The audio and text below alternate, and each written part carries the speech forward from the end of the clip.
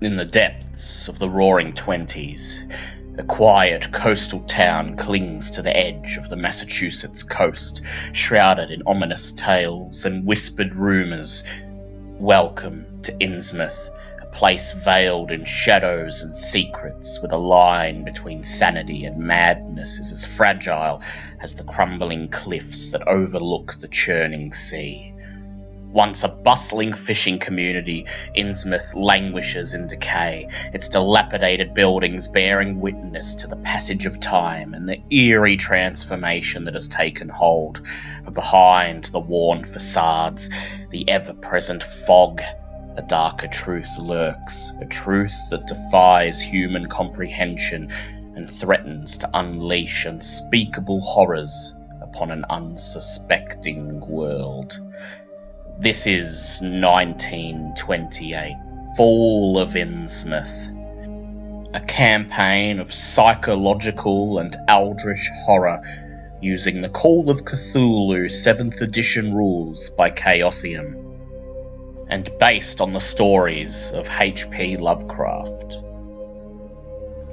The Call of Cthulhu role-playing game is written by Sandy Peterson with later revisions by Lynn Willis.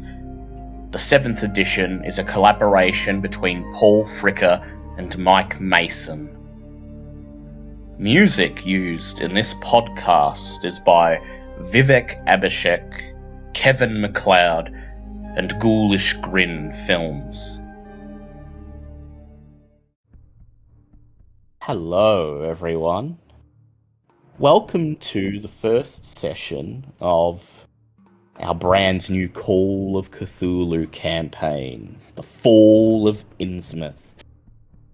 I am your keeper of arcane lore, Dale, and I will be your guide, not necessarily a benevolent one, through the world of eldritch horror, madness, death, and things much worse. This is our first episode entitled The Lightless Beacon. As this is a brand new campaign, I think we should probably start by just introducing ourselves. So when I say your name, please introduce yourself. Tell us a little bit about the character you'll be playing and what you're excited for in this campaign. Let's go with Ash first. Hi, I'm Ash, and I am playing Ruth. She's a very early adopter. She's an actor, and she's a very early adopter of the Stanislavski method, and this makes her a bit of an outcast in her acting sort of troupe. So yeah, she's a bit of an odd one, even to other actors. Yeah. We'll go to Alt next. Hi, I'm Alt. I'm going to be playing Baxter Hornsby, an accountant slash nighttime PI who's definitely looking for a little bit of excitement in his life, but maybe not the excitement that he's going to be getting. Yeah. And next we'll go to Paradox. Hi, I will be playing Connie Simpkins, a medium, quote, who is More of actually a a con harlequin. artist who, is using the resurgence in spiritualism as a way to make money. Yeah, well, it's a game that someone's going to play, and it's a very profitable game. And finally, we will go and introduce our newest player, Adam.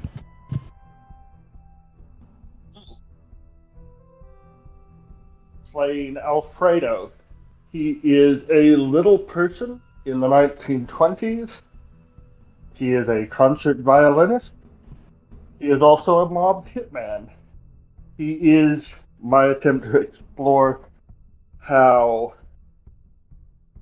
sometimes things that are nice are the worst monsters of all. And how the worst monsters can sometimes be very human. An appropriate theme for this campaign. Oh, let's not forget about Elias. Yeah, let's not forget about Elias. Hi, I'm Elias. My character is Kenneth Boothby. He is the heir to a very, very lucrative department store empire and also writes some very shitty detective novels. He's looking for inspiration for his latest Detective Phillips novel, which is going to involve the cult, and might find a little bit more hands-on research than he expected. Ian Fleming at home. So, characters and the players are introduced. They're not quite normal people. No one really is.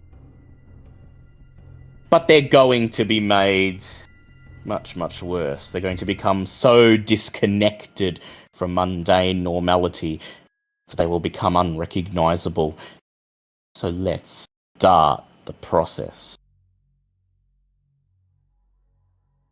It is April 12th, 1926, 8:15 p.m. The Beacon Island Lighthouse, off the shore of Arkham, Massachusetts, ceased to cast its light over the region's dangerous rocky waters about 15 minutes ago. And I will just drop an Owlbear link in the thing because I forgot to. So you can actually see what I'm talking about. As a result of the lighthouse ceasing to cast its guiding light, the Essex County, a mixed passenger and cargo vessel on which you were all travelling from New York City to Arkham, has foundered on the rocks and incurred considerable damage to its hull. The ship is sinking, and the crew has hurried you towards one of the many small rowboats acting as the ship's lifeline. As they load you in, they tell you that your best bet is to make for Beacon Island, the site of the lighthouse.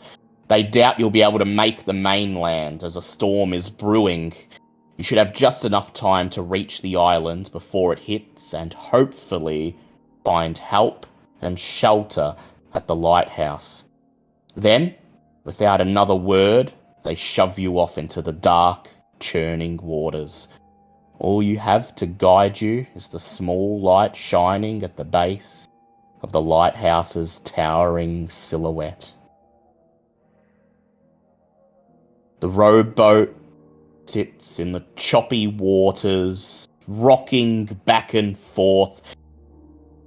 You've barely had time to scramble to get your bare necessities together before you've had to abandon ship.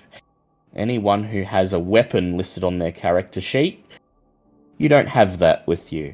You'll get a replacement after this story is done, but for tonight, all you have are the clothes on your back, and they're not much.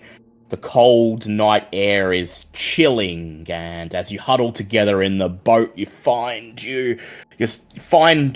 yourselves wrapping your arms as tightly as you can around your bodies to shield you from the wind and drizzle. Who's going to be rowing the rowboat? Oh, heavens no. Definitely not my Bonnie. forte. No, Baxter's going to be sitting there, like, clutching his tiny briefcase as hard as he can against his chest, trying to keep the cold out. Yeah. But Boothby, always the champion of masculinity, this is your chance. You flex your muscles, pick up the oar, and try your very best to navigate the churning waves. You were all on board the Essex County for your own reasons. Ruth was there because she was returning from New York City after yet another failed attempt to break into Broadway, finding the local acting game impenetrable. She was low on spirits and thought she would regroup in Arkham. Now, she'll be lucky if she survives the night. Baxter was in New York City auditing the papers of a stockbroker. Nothing exciting. But on his way back to Arkham, tonight, he'll be getting some of that excitement that he truly craves. Boothby? Well, you were ostensibly in New York City because you were doing a book signing, promoting your latest novel, but you were really secretly scouting locations for more Boothby's department stores. Now, you'll be lucky if you live long enough to enjoy your royalties. Connie, why were you on the dangerous seas, travelling home to Arkham from New York City? What business did you have down coast? She is on her way back home after, if anyone asks, she'll tell them after heading out to help a particularly interesting client with a seance, which is a complete fabrication because she was just having some time off. She's very lucky that she wasn't seeing a client, because any of her ill-gotten money would probably be going down with the Essex County right now. Yep. And as for Alfredo, the little man with the violin case that is almost larger than he is, when you try to prompt him, ask him what he was doing in New York City as you try to make idle conversation as Boothby pushes the rowboat through the waves. Alfredo, what do you tell them?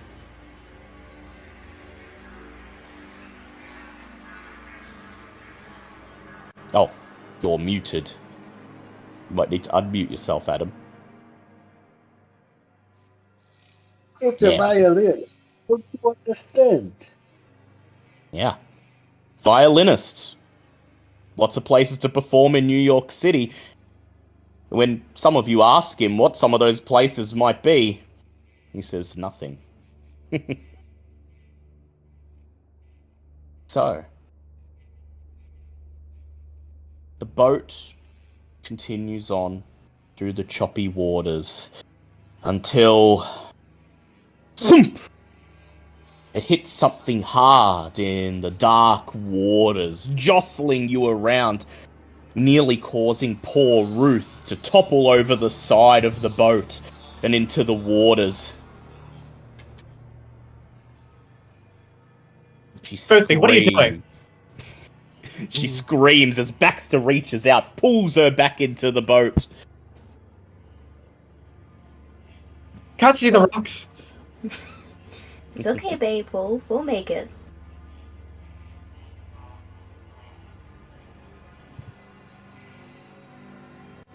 And yet, the boat seems to have come to a dead stop. Try as you might, Boothby, you flail the oar in the water, and the boat will not move. Seems like it's been caught on something. And here's where we come to the first roll of the campaign. If someone would like to dare peering over the bow of the boat into the churning water, they may make a spot hidden check. And in Call of Cthulhu, skill checks are always done with a D100. You roll a D100, and if it is equal to or lower than your skill or attribute, then that is a pass. If it is equal or lower than half of your skill, that's a hard pass. And if it's equal to or lower than a fifth of your skill, that is an extreme pass. That's a critical. So, someone must be curious. Who's got the best spot hidden? Mine's just base. It might be Baxter, but regardless, Baxter's going to stand up and kind of like trottle over the dinghy to Boothby with the oar. All right, give me that. I'm going to have a look. And kind of snatches an oar directly out of his hand and like leans over the side of the boat to start like poking at whatever it is that's got them jammed. Boothby would look over as well. Yeah. So if Baxter is trying to free the boat, I would ask Baxter to make for me either a pilot boat check, which he probably doesn't have, Definitely or not. a hard strength check. While Boothby, I'd like you to go ahead and roll the spot hidden as you peer into the water to try to help Baxter free the boat. Baxter's just kind of like wobbling around with the oar in the water to see if he can like see what's going on. Yep. He's not trying to like brute force it free. He's just trying to like disentangle or whatever. Go ahead, both of you roll a spot hidden then in that case. Boothby got a 24 to his 25 skill. Yeah, that's a pass. Baxter got a 75 on his 75. Yeah, so you both... That's exactly a pass. It's hard to see because it's the dead of night. It's the new moon. It's not enough light. The water may as well be black sludge. But you peer, you strain your eyes, peer beyond it, and you see a piece of twisted metal lodged in a sandbank just below the surface. Just barely poking out of the water, and you can see markings on it.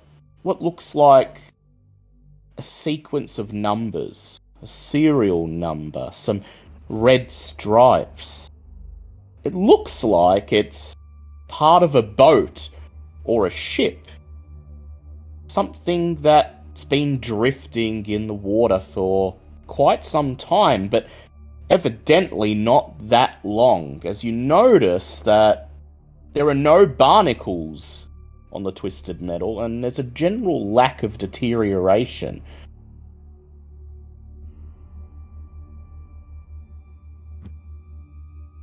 The Sorry Souls. What is it? Seems like they must have been having some trouble with this lighthouse a lot more recently. Piece of a ship. Sorry, go Adam. What was that, sorry? If we were to rearrange on the boat and change where the weight is, do I think that we might lift off of the impediment? Yeah. So, like, if you might be able to redistribute the weight in the boat. Now that Boothby and Baxter have pointed out what you're stuck on, yeah, you might be able to dislodge the boat. In which case, Adam, I'd like you to make an education check to see if you can determine what would be the best way to redistribute the weight without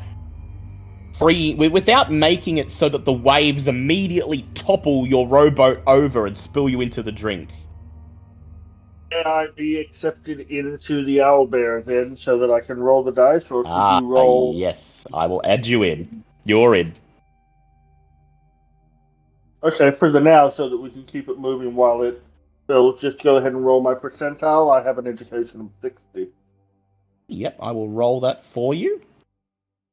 18. You get the impression that Alfredo is not, in fact, just a violinist, as he quite quickly takes charge. He calls Boothby and Baxter away from the bow of the boat and instructs everybody to gather in the back. And then he himself creeps forward to the front to anchor the boat just enough so that the next oncoming wave that buffets the side of the boat doesn't immediately flip it over. Instead, it just rocks it violently. And this redistribution of weight seems to be enough for Baxter, who is holding the oar, to have enough leverage that he's able to use the oar to pry the rowboat free from the obstruction. Baxter, go ahead and roll just a normal strength check for me. Alfredo's made it much easier now. Gee, that's still going to be a tough roll for Baxter.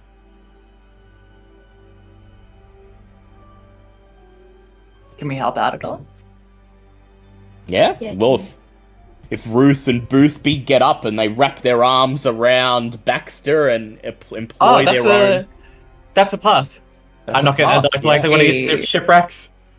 So Boothby's about to take charge, and Ruth's sitting there behind you, anxiously asking if she can help. But it turns out you don't need it. With the way the weight's been redistributed in the boat, it's quite easy for you to jam the oar upwards, and you all hear the sound of creaking metal as the boat is pried loose and begins to drift in the waves.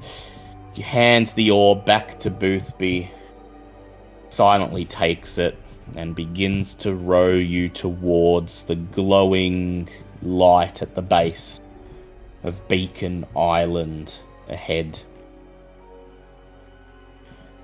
A small pier lies on the shore of Beacon Island. It looks like the safest place, nay, the only place to come ashore. Boothby slowly negotiates the rock, pieces of wooden debris floating in the water, and then the side of the boat collides roughly with the edge of the pier. Boothby drops the oar into the boat and he's the first out, clambering out onto the jetty. You follow him, clambering out of the boat. Alfredo, you're a little guy. Do you need help getting out?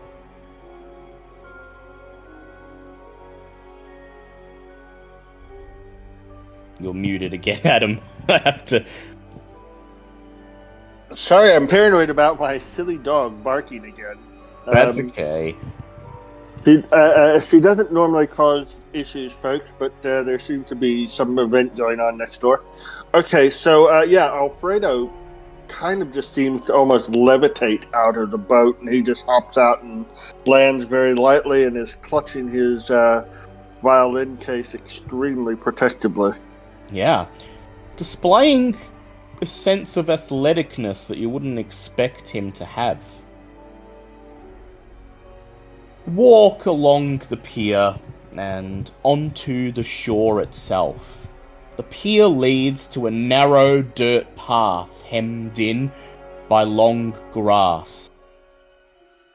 And as you begin to walk along it, there's a clap of thunder. The heavens above open, and the storm that the sailors of the Essex County warned you of begins to roll through. Rain begins to patter down from the sky, and the black waves around, just off the shore, begin to roil, pulling the rowboat away from the pier. Within seconds, it's drifting away, swallowed up in the blackness. You can barely hear the sounds of your own footsteps over the haze of the storm, the violent wind, and there's something else too. There's a faint churning of what sounds like machinery coming from somewhere nearby, probably from the lighthouse itself. Does anyone have any points in mechanical repair or electrical repair? Come, Boothby, now's your time to shine. That masculinity. Boothby is not poor enough to do his own electrical work. Yeah.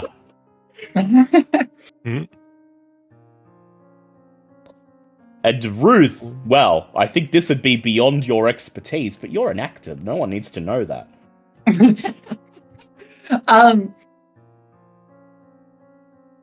Fucking alright. There will probably be a lighthouse operator Probably will be. You've no idea what the mechanical hum is. Could be a generator, could be a motor. You'll find it eventually, you think. You begin to follow Alfredo down the path. A short walk along it brings you to the Lighthouse Cottage entrance. Its front door is slightly ajar, creaking as it swivels back and forth in the wind. And a bright glow can be seen coming from within. On either side of the door is a window. Thin curtains are drawn over both, but a warm, welcoming light shines through the window on the left. The lights are on. Someone might be home, but the door is wide open, ajar, flailing in the wind, and above you at the very top of the lighthouse, the beacon is dark. The lighthouse is not shining. As you're about to approach the door and head inside the lighthouse for shelter, I would like everybody to go ahead and make a spot hidden check for me.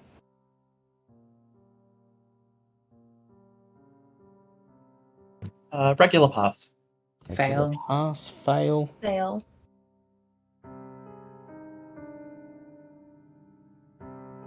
Can I get you to...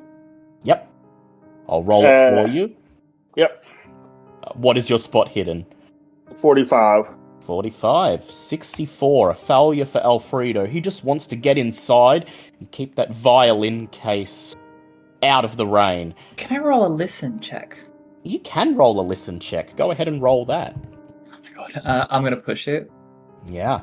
Yeah, that's a hard pass. Hard pass. And Connie, how did we go with your spot hidden? That was 86. That was a fail. Yeah. So, as you're about to step over the threshold, Baxter holds up his hand. Wait, he whispers, as he points to the ground in front of the door, and just before the threshold, there's a set of what look like muddy boot prints leading out of the door, making their way a bit down the path, back towards the pier. But rather than going towards the pier, they then turn off and head to the left, heading around the lighthouse cottage itself. But perhaps what's more interesting to you, Baxter, is that mixed in with these boot prints are small, muddy, animal-like footprints. They seem to emerge from a thicket just a bit down the path towards the shore.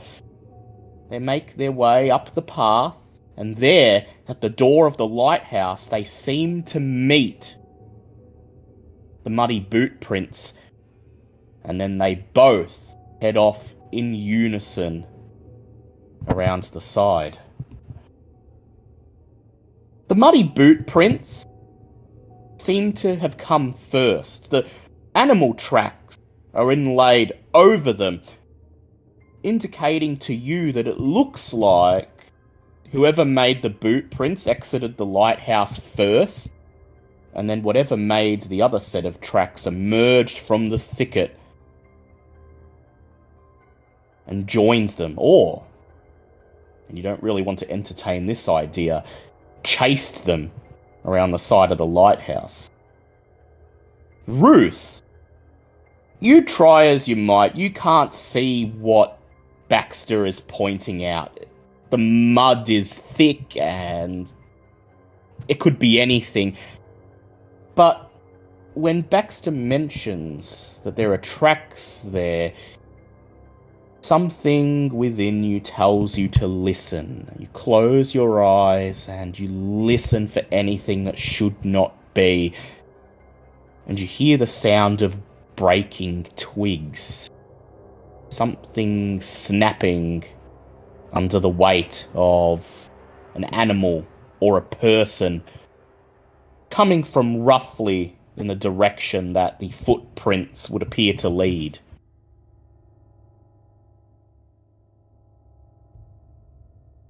Wait, so they lead towards the lighthouse? They lead away from the lighthouse and around the side. Does Alfredo still have his switchblade? I'd say that's small enough. He probably had it on his person.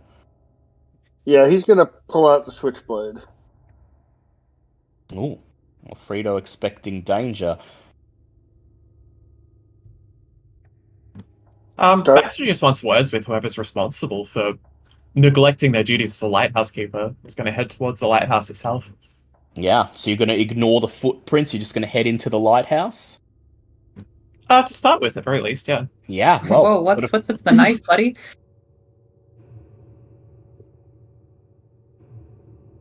You planning something there?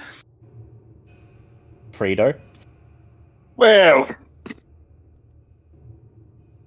feral dogs, maybe. Feral dogs. On Right. an island as small as this, yeah, it doesn't sound very plausible. In this rain, you'd be more likely to catch a cold than a feral dog. Baxter's already stepped over the threshold into the lighthouse cottage. Are you all going to follow him? Or is anyone curious about these footprints? Alfredo is following the footprints. Yeah, Boothby's also gonna follow the Ruth is footprints. following Alfredo. Yeah, well, Alfredo seems to have an idea that something's going on. Is anyone following Baxter into the lighthouse? Connie's going into the lighthouse. She just wants to get out of the rain. Yeah, that's fair enough. She quickly scurries beyond the threshold into the lighthouse as Boothby and Ruth follow Alfredo off the path, following the footprints. Alfredo, you're leading the others, so I would like you, if you can, to make me a track check. Okay. I got a 29. And what's your track skill? That would be 10. 10. So, this is a failed roll, so that gives me a chance to explain. In Call of Cthulhu, when you fail a roll, it doesn't necessarily mean you've failed. You have a couple of options. You can accept it as it is, and potentially miss out on a valuable clue. Or, you can spend your luck, 1-to-1 ratio, to lower your roll to what you need. In this case, you'd be spending at least 10 luck to lower it enough. Or you can push a roll, which means you get to roll again. If you fail, however, the consequences will be even worse than before, and you must justify how you're able to push the roll. For example, if you're in a library and you fail your library use check, you might say you're getting the help of a librarian, and that would be justification to push the roll. So, Alfredo, would you like to simply accept the failure, or would you like to try to turn it into a success? With my amazingly keen ability of 10%, no, I'm going to accept the result. Yeah. So, Alfredo, you're not sure whether you want to tell the others, but you lose track of the footprints quite quickly. Once you get off the dirt path and into the grass, it's impossible to see them. The foliage is soggy, churning under the rain and the wind, and anything that's under those blades of grass is lost to you. But you make a reasonable guess at which direction the footprints might have been heading, and you direct Ruth and Boothby around the side of the lighthouse cottage, sticking to the base of the building, leading them around the perimeter. And that's when you all see it. Behind the lighthouse, there's an unsettling sight. The boot prints and the animal-like footprints are now clearly visible.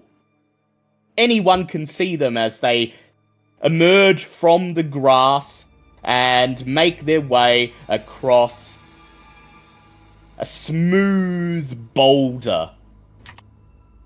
And where the animal prints meet the boot prints on the top of the boulder, there's a long streak of dark crimson, possibly blood. It leads off the side of the boulder into a thicket behind.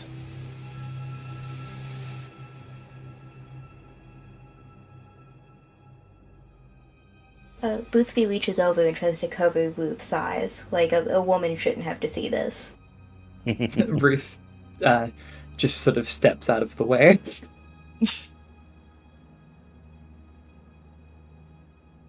As you gaze upon the bloodied boulder, Ruth, with your listen skill, you realise that the mechanical humming you could hear earlier is louder now, and peering beyond the boulder, you see at the base of a cliff what appears to be a corrugated iron shed. It's incredibly dark, it's almost completely swallowed up in shadow, but it appears to be the sound of the mechanical noise. That is, of course, in the completely opposite direction of where the blood trail leads.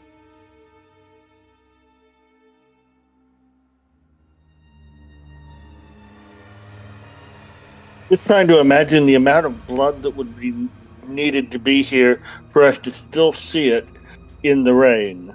Yeah. That's a lot.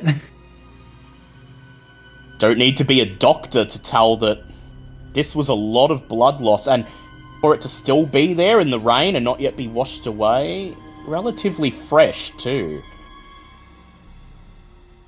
I must ask, is anyone game enough to follow the trail, to make their way around the boulder and see what lies in that thicket on the other side? Yeah, Ruth would Yeah. look. Yeah, Alfredo goes. Yeah. Boothby? Boothby has to go if Ruth is going. He can't be Yeah. shown up like that. I will ask, before you begin to follow the trail, would anyone like to go check out the shed with the mechanical hum emanating from it?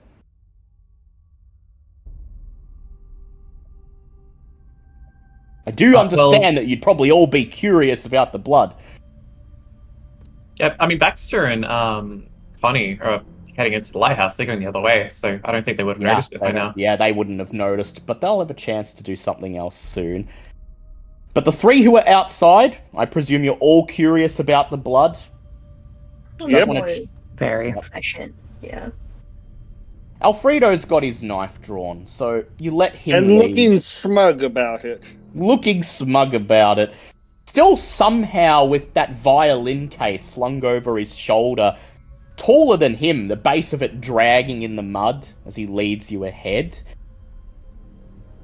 And as you make your way around the boulder, you hear things. Ruth, you hear more twigs crushing underweight, rustling in the bushes.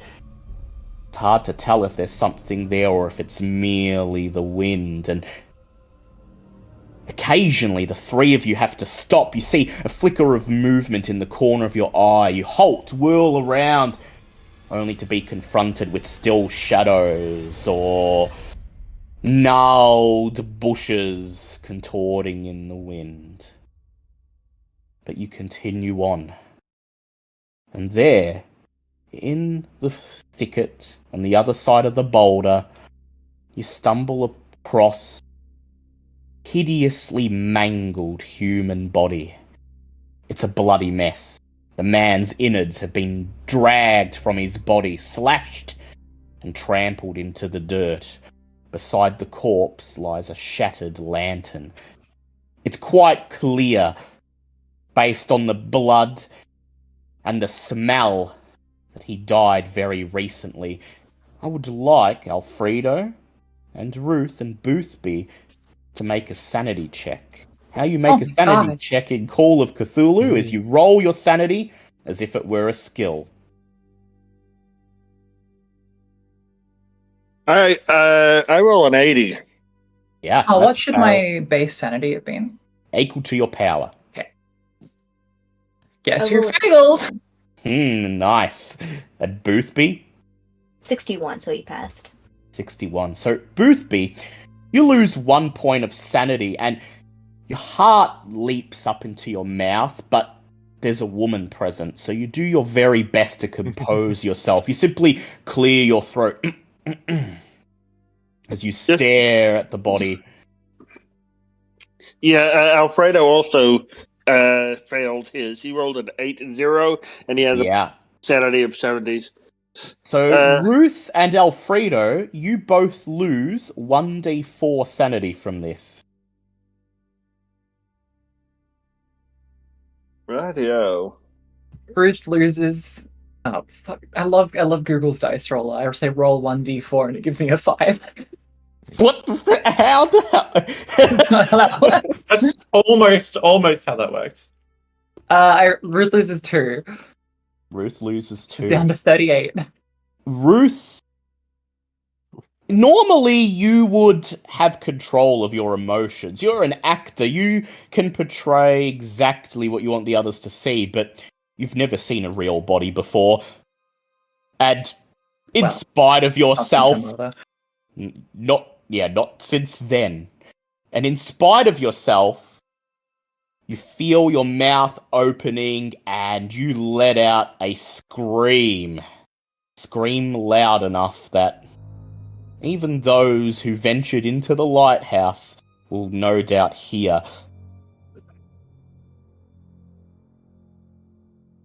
Boothby.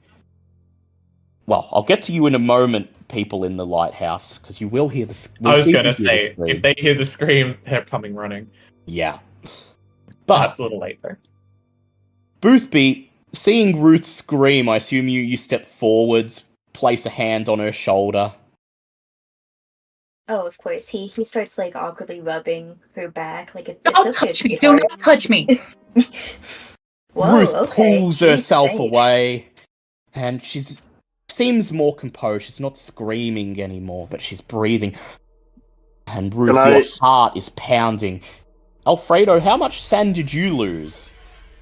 I lost 2. May I describe what his reaction is? Yeah, go ahead. He doesn't scream. He just...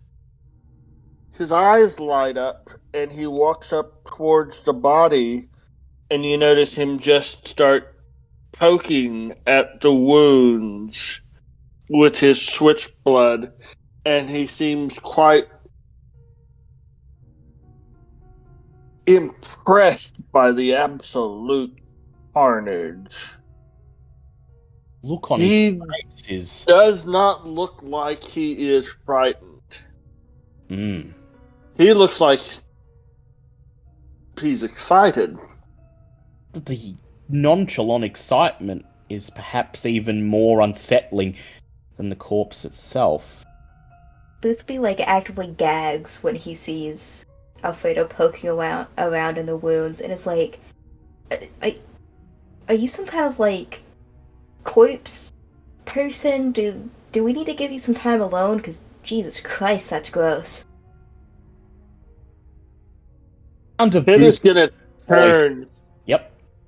Very slowly and look at her and says, "What's your problem? I'm just checking out what the feral dog did to this bum." You look like the knife's not the only thing you're about to stick in there, is what I'm saying.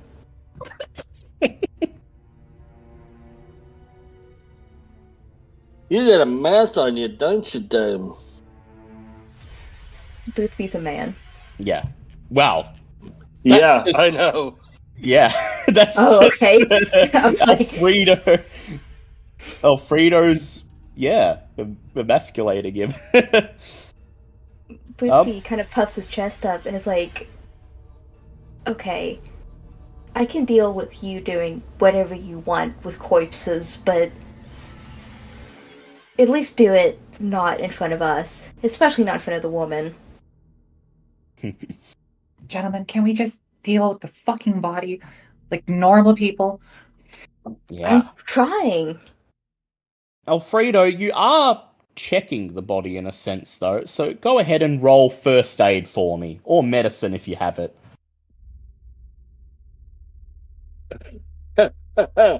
Well, this will be a big surprise to everybody. He doesn't have any first aid. Or, sorry, any medicine. He doesn't have any medicine ability. But he does have first aid, so... And he is genuinely trying to understand... Is this bites? Is this, where did this come from? What is this? We'll say, we know as players that he's seen a corpse before. So go ahead and add half of your education to your first aid for this roll. Don't need to. I rolled a 13. 13. Ooh, nice. You step away from the corpse and groan, take a stretch as you announce your findings. This bum's been torn apart.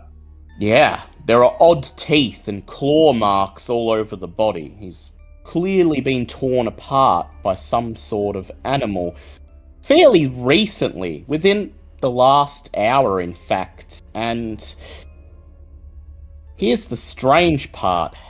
You point to the man's neck, and there, embedded in his skin, are hairline thin little needles, whole bundles of them sticking out of his neck like little hairs.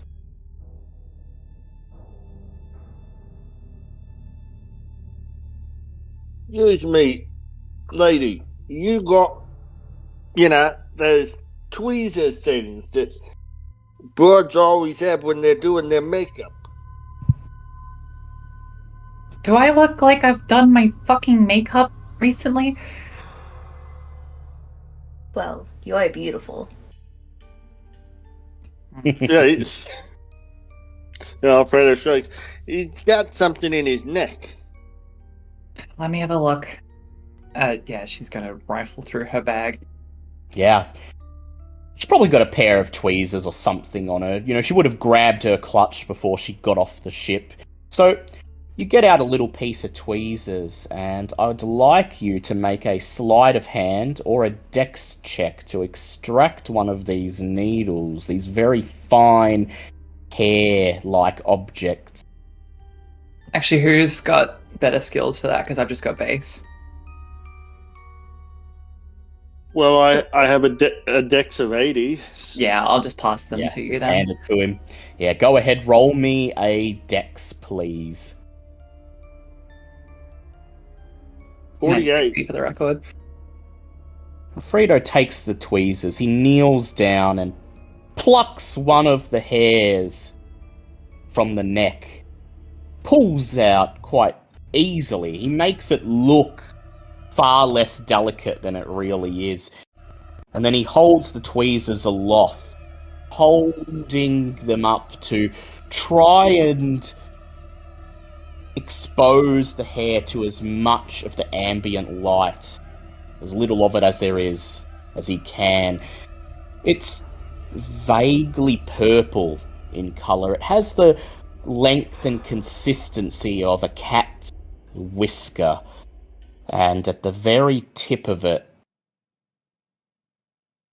see a drop of something viscous and green. It rolls off the edge of the hair and splashes down into the mud.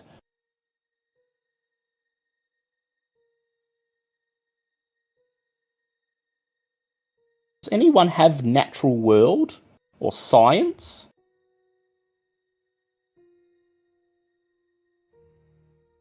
I have I can history. I could play Toccata. So, you don't know what this is. All you can conclude is that it might be some sort of animal's spine. And based on that green ooze you just saw roll off the end, probably not wise to touch it.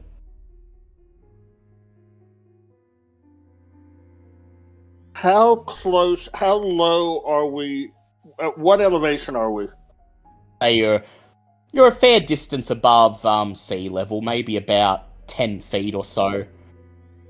Well, you know how like they always have those photos or those films, those awesome YouTube clips of the lighthouse just getting pulverized by the waves. Yeah, this lighthouse isn't like that. This lighthouse is in the center of the island, and the waves are pulverizing the edges of the island, but those are, cliff faces that are about 10 feet up. So there's no way for Alfredo to delude himself that somehow a jellyfish got flung through the air and smacked the guy in the face. It could happen. It's a vicious storm, but it doesn't seem likely. Alfredo... He's looking at Boothby and Roost and just shrugs his shoulders. I don't know. Yeah. Drops the hair down into the mud, hands the tweezers back to the broad, and then continues his search of the body. You peel back the man's coat, and you find a concealed gun holster just under his breast pocket. The gun still sitting in the leather holster, and dangling from the holster, a golden badge, revealing this man to be an agent of the Bureau of Investigation. The name Warren Thomas is printed on the ID. Who found that? You did. Oh! He's Any a fed. chance that Ruth and Boothby didn't see the badge as it slipped into my pocket? Let's see. Go ahead, make a sleight of hand check. Okay, so they saw it. They will if you don't pass the check. Oh, I'm not even gonna try. Yeah. So This Boothby and Ruth, after a few seconds, see the metal of the badge gleaming in the moonlight, and it's clear to you that this guy is some kind of police officer or federal agent. You can see his standard issue revolver still sitting in the holster. It doesn't even look like it's been fired. Doesn't even look like it's been drawn. Take the revolver, find some bullets, look at Ruth and Boothby and say, either you know how to use this, and I hold out the switchblade. Not that specifically, but I've got I'm a not little. taking something that was just the inside of a corpse. No, I think Ruth would. I think she's feeling a bit concerned. Yeah. Alfredo's got his knife, so he hands Ruth the Smith & Wesson 38 Special. There are 6 rounds. I believe. Yeah, I was going to hand her the knife. The knife. Yeah, He's Helena, a hitman. that's like He's Helena. not passing up a gun. Ruth, Yeah. for the record, has no real-life combat experience, but she's learned how to sword fight for the stage, and that's good enough for COC, apparently. It's like a little mini sword, so he hands you the switchblade as he flips out the barrel of the gun, counts 6 rounds still chambered, and slams it back in.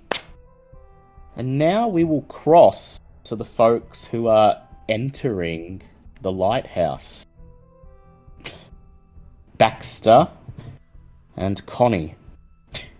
Beyond the partially open front door, a long hallway leads down through the center of the lighthouse cottage. At the very end of it, in the darkness, you can just make out a staircase that spirals upwards to the upper floors of the lighthouse. There are 3 doors branching off from the hallway. One on the left, which appears to be not a doorway at all, but rather an archway. And you can just make out through the dim light what look like kitchen tiles beyond. And on the right, there are 2 other doors. One of them is closed, and the other is partially open. It's the one closest to you, and this is the source of the light you could see from outside. You could see bright orange light billowing out from under this door. The lights in the hallway itself appear to be off. You could see a light bulb embedded in the ceiling, but the hallway itself is completely dark. The only way you're able to see anything at all is from the ambient light spilling out from under the door to your right. I guess the first things first. Checking out what's in that room with all the light. If all the lights are off and all the power seems to be out, then why is that one? Yeah. Yeah, where's that light coming from there? So yeah, Baxter's going to kind of slowly sidle up to the door and just kind of placing his palm flat on the door, gently push it ajar. And Connie, anything you're doing while Baxter's... You're just going to follow Baxter, or are you interested in anything else? First thought was going to be looking for anything that looks like a towel, but then her attention will probably be drawn to whatever Baxter's doing as he starts pushing open the door. Yeah. So while you're looking for a towel in this dark hallway, I will ask you to make, for me, a luck check. And how you do a luck check is you just roll your luck.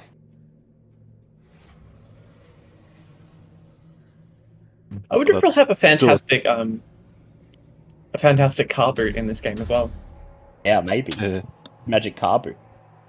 So that's still just a D100 roll, yeah? Yep. Try to get under or equal to your luck. Go.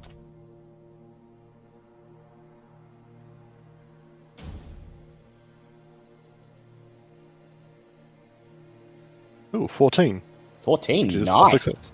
Yeah, and definitely a hard success. So as Baxter makes his way to the door, raps his fist on it and calls out, "Hello? Anyone here?"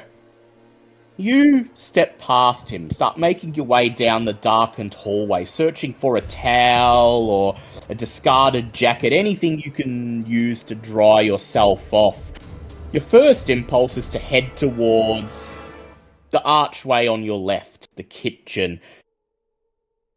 And as you do, while you do find a nice tea towel lying on a hook just inside the archway to dry yourself off with, you do find something else as well. I'd like you to make a sanity check for me, please, Connie. Oh, lordy.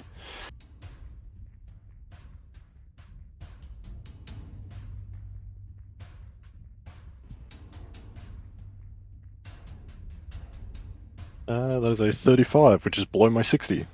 Yeah, so that is a pass. That is a loss of 1 sanity. You almost audibly gasp as you grab the hand towel and begin to wipe your face and wipe your forearms and dry off. And you notice that you're standing on something wet, something you couldn't see before now due to the hallway being shrouded in darkness, but something that is clearly visible to you now that you're standing in it. Spattered blood leads from the kitchen door to the stairwell, leading up further into the lighthouse. And on the edge of the pool of blood, 3 largish golden coins lie discarded on the floor, each about the size of the palm of your hand.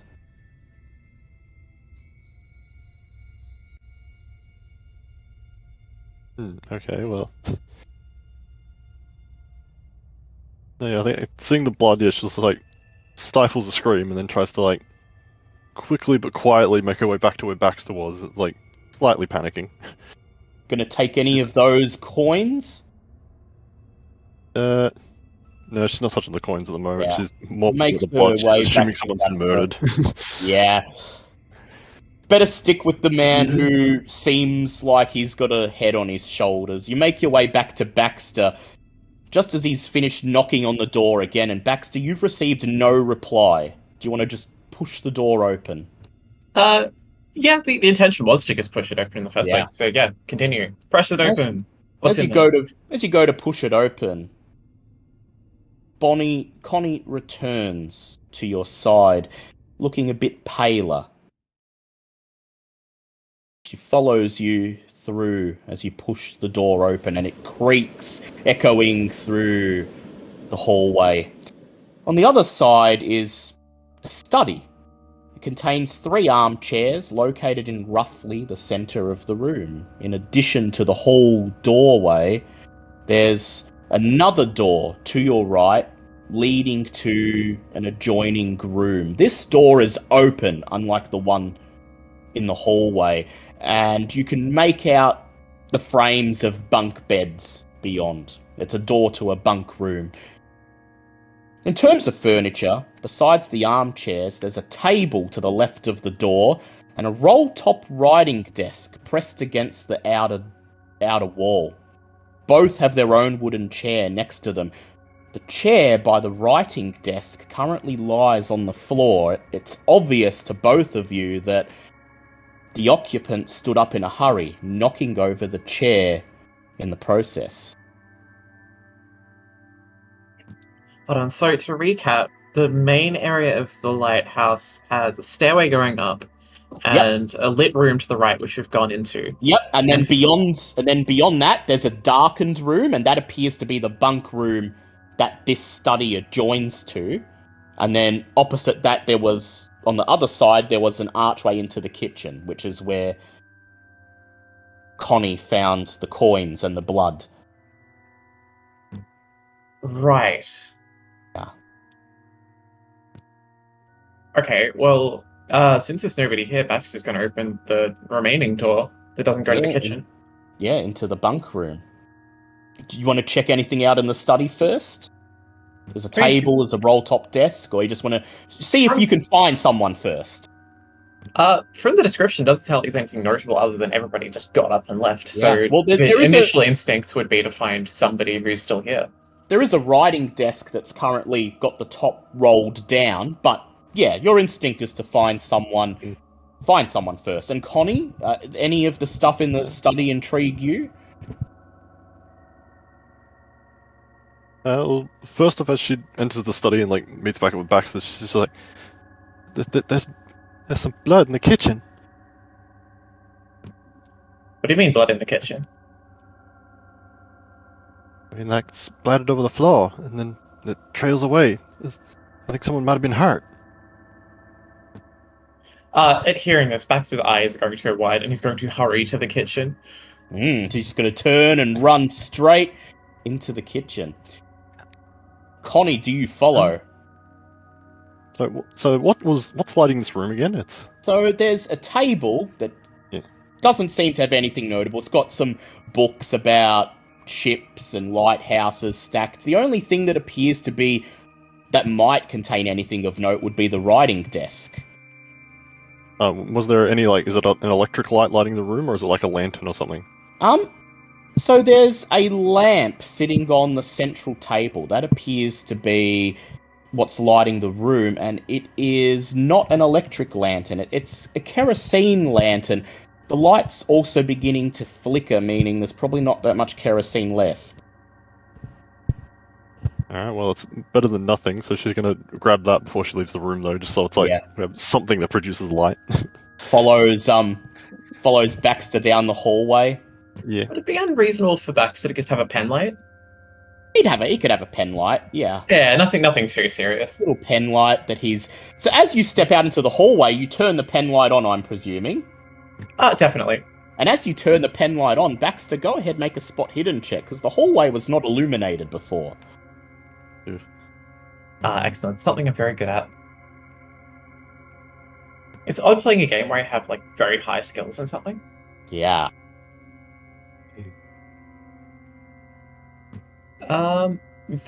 That being said, that's a failure, but I will push that. It's been announced that there's a corpse, so yeah.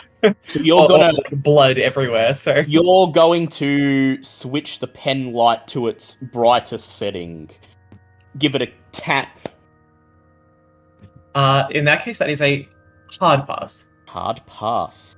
So, as you make your way towards the kitchen, you do see the blood that Connie saw.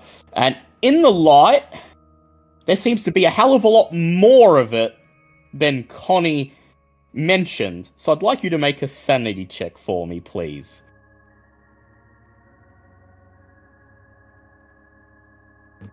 That's a pass. So I think that's, what, one san? Yeah, one san.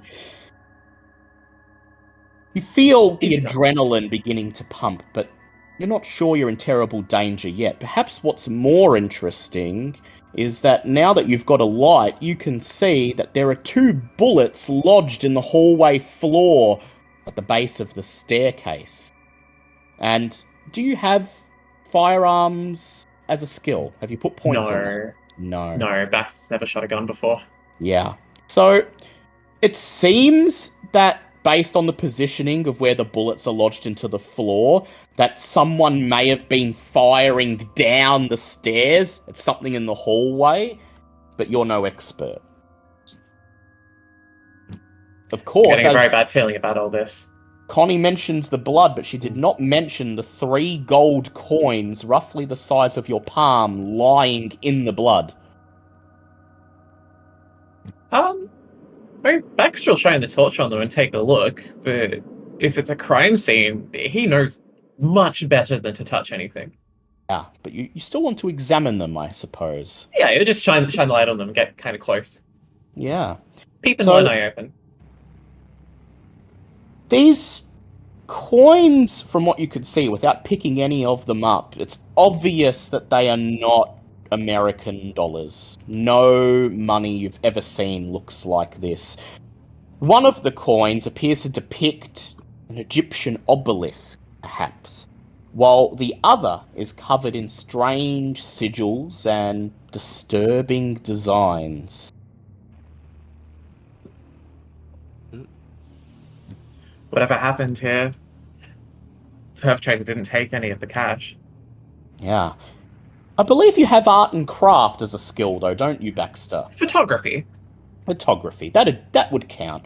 With that skill, you're able to tell that the designs on the coins appear to have an underlying aquatic theme. There's lots of images of what look like fish and waves and sea creatures. Yeah, I think that he might snap a quick shot of that. Like, there's nobody here from the police or anything to do some investigation, but at least he could do is take a snap. Yeah. Go ahead, roll your photography skill for me. Ooh, that's a critical. Yeah, I was going to ask for a hard pass because you've only got the light of the pen light and the ambient light from the study. This is not a good place to take a photo, but you point the pen light straight down. You don't have a tripod. You're holding the pen light with one hand and the camera with the other. And yet somehow, as you click and the flash bulb goes off, you get a feeling that you've managed to capture them. And you'll be able to look at this later without actually taking the coins or risking disturbing them.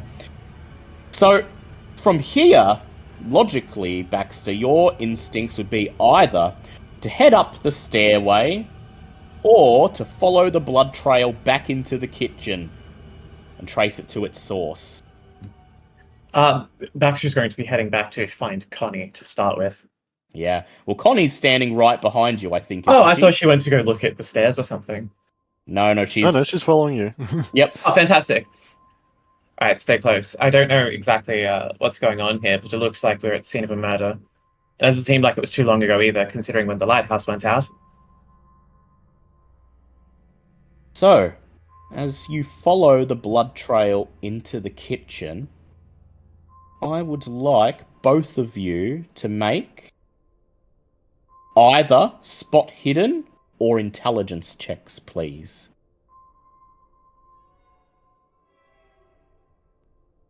I will go with intelligence.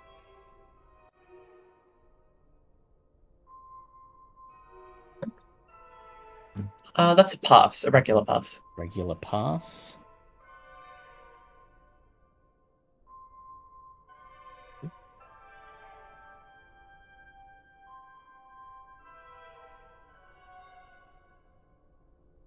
And Connie? Also just a regular pass. Regular pass. Oh, Connie, I would ask, do you Yeah. have the occult skill?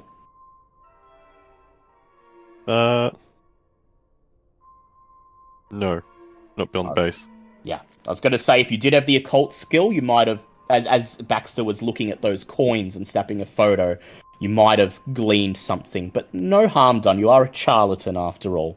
So, you follow the blood trail beyond the archway into the kitchen, and as you step in, Baxter flashes his pen light around, illuminating the room one bit at a time in a little ring of light. The kitchen is in a state of disarray. There's some dirty plates and a saucepan in the sink, a table with 3 chairs. One of the chairs, like the one in the study, is toppled over, suggesting somebody got up in a hurry, and there's a bowl of what looks like still lukewarm soup sitting on the table, half eaten. There's a small pool of blood beside the tipped-over chair, and flecks of blood on the table and on the chair itself.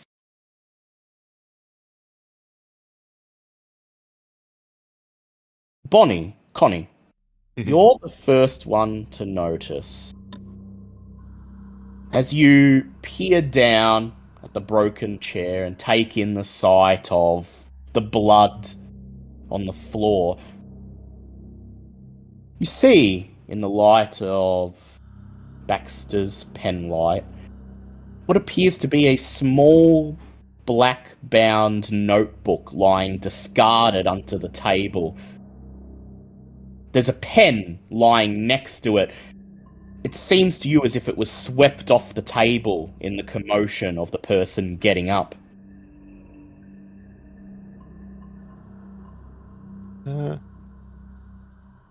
Yeah, so she'll like kneel down and pick it up, just like flick open the cover so she can like, if someone they put their name in it or something. Yeah. So as you grab it and open it, I'll get to it in a moment, but Baxter, with your spot hidden check, you notice, in addition to the blood pooling around the table, there's flecks of blood on the kitchen counter. It looks like what you'd see if someone was stabbed or shot at a crime scene. This is very obvious blood spatter.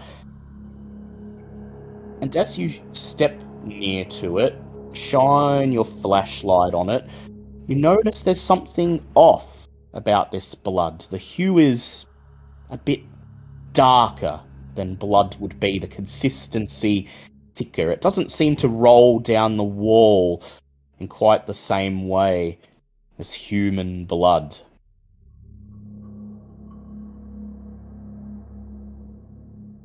Noticing all this, Baxter's going to take another shot with his camera and declare that he's hurrying back to join the others because something is terribly wrong here. Go ahead, make a photography check for me.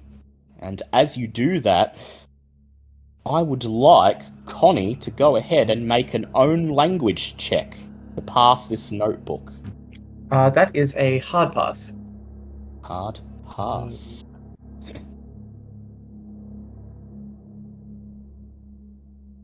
The photo will go off. Language. So it'll be education if you haven't put any points into it. Okay. Oh yeah, because I think at the moment it's just English. Yep, so just education then.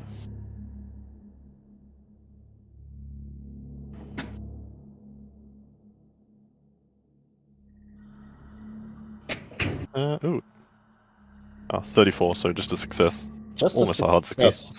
As you hear the click and whir of Baxter's camera, you flip open the notebook, start flipping through the pages. Inside is a very messy, hasty handwriting that takes a few moments to decipher. You eventually glean that this is a notebook belonging to someone by the name of Warren Thomas. There's a number under his name. If you were with the others and had found the badge, you would recognize this as a badge number. But to you, it's just a meaningless sequence of numbers. It's a case notebook. Most of the notes within appear to be irrelevant. But you flip to the latest page, the one that he was working on when he was disturbed. And it appears to be of interest. I'm bringing it up in owlbear so you can all read along. Sorry, Ash, I know you were drawing on the No! It says, George Cassidy, previous criminal record, involved in smuggling, lights on water, small rowboat, found ship parts on North Shore, found gold coin on North Shore, bigger than just bootleg moonshine. What is going on? Smith said saw someone in trees, peering through window, men on island at night, croaking noise, frogs.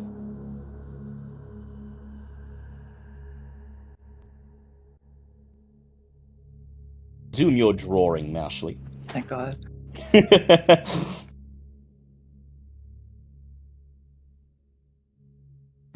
I guess we can just take that with us, right? Yeah, you can take the notebook. Yeah, she's gonna tuck it into her bag or something to try and keep it out of the rain. Yeah. I think whoever was here was a Warren Thompson. And they were... And the way it's written, I wouldn't be surprised if he has a private eye of some kind. Yeah, it's clear to you, Baxter, that this is a case notebook. Someone was conducting an investigation here. Smuggling. Something to do with coins. Looks like he bit off a bit more than he could chew with this one. You've exhausted the kitchen, so you decide to check one of the other rooms. And as you turn to leave, Baxter, out of the corner of your eye, you notice one of the kitchen drawers on the counter is hanging open. Somebody must have gone for it in a rush.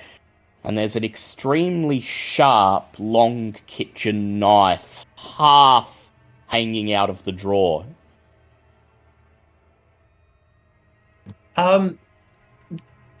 Baxter will go have a quick look at that and see if it would be worth taking. Yeah.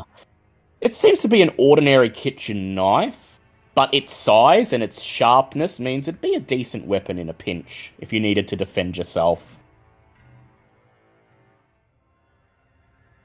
Yeah, he'll take it with him. Maybe feeling a little bit nervous that somebody was murdered here. And pray that this isn't, like, evidence of some kind that he's just pilfering. As you prepare to exit the kitchen, I would like both of you, Connie and Baxter, to make listen checks, please. I'm actually semi-decent at this. That is a regular pass. Regular pass.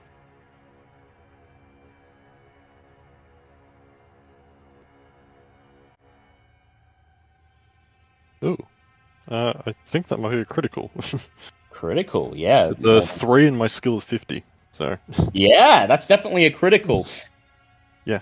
So, Baxter, as you're about to step back into the hallway, you hear voices outside shouting in the rain.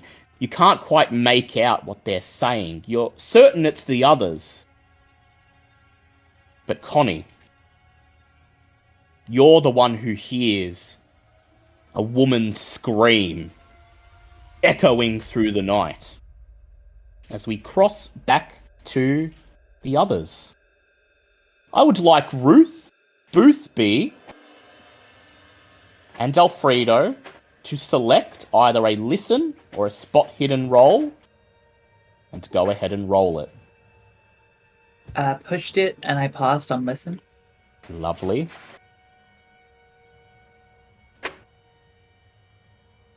I got a 7 on a 25. I think that's a... Yeah, that's definitely a hard. Was that a Yeah. spot hidden or a listen?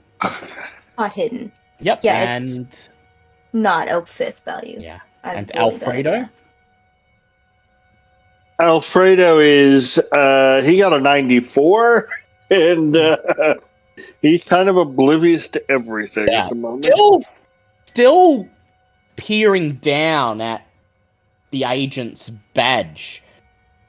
He doesn't notice what the others do as you're all standing around the eviscerated corpse of the bureau agent. Ruth, you hear what is very unmistakably not a trick of the wind. The sound of something rustling in the bushes, the sound of a branch snapping under the weight of an animal, the sound of rapid, tiny footfalls. You open your mouth to say something to Boothby, but he's already way ahead of you. Boothby, you catch a flicker of movement in the corner of your right eye, and you whirl around just in time to see something horrific burst out of a nearby bush. I would like Ruth and Boothby to make sanity rolls for me, please. Oh my god, this is going great. That's a fail. That's a fail. When we roll sanity, we're rolling against our current, right? Yeah, current sanity, yep. I'm good. I passed. You're passed. Okay, so Boothby, you lose 1 point of sanity, and Ruth, you lose 1d4 sanity. That's 2 again. 2. Once again, in spite of yourself, you open your mouth and scream, and then scramble close to Boothby, hiding right behind him. Your scream jots Alfredo back to reality, and he stands up, whirls around just in time to see. It looks like an anglerfish. An anglerfish on land, about the size of a dog. Its long needle-like teeth gnashing, its bulbous red eyes taking in the sight of you as stumpy spider-like legs carry it across the mud. On its back end, where a dorsal fin would be, there's a long, sharp stinger bristling with purple spines. And I'm putting a picture in Owlbear so you may actually see it. Ew. As Hey, buddy. Nobody look, you'll lose sanity. as you see this spidery anglerfish creature scurry out of the bush, it opens its mouth and lets out a sickening squelchy sound. And then, the bushes rustle, and another one comes charging out, and then a third. And Alfredo, this is when I would like you to make a sanity roll for me, please. I see. Okay, well, he somehow pulled... Yes, he makes it. He makes it. 55. So 1 point of sanity. Your Okay. eyes disbelieving for a moment. There's only one thing you could think that it is, Alfredo. It's the devil. The devil has come for you at last, and you've been waiting for this day for years. It's just as the nun said. If you did not mend your ways, the devil would come. And you always told yourself you would be ready for him.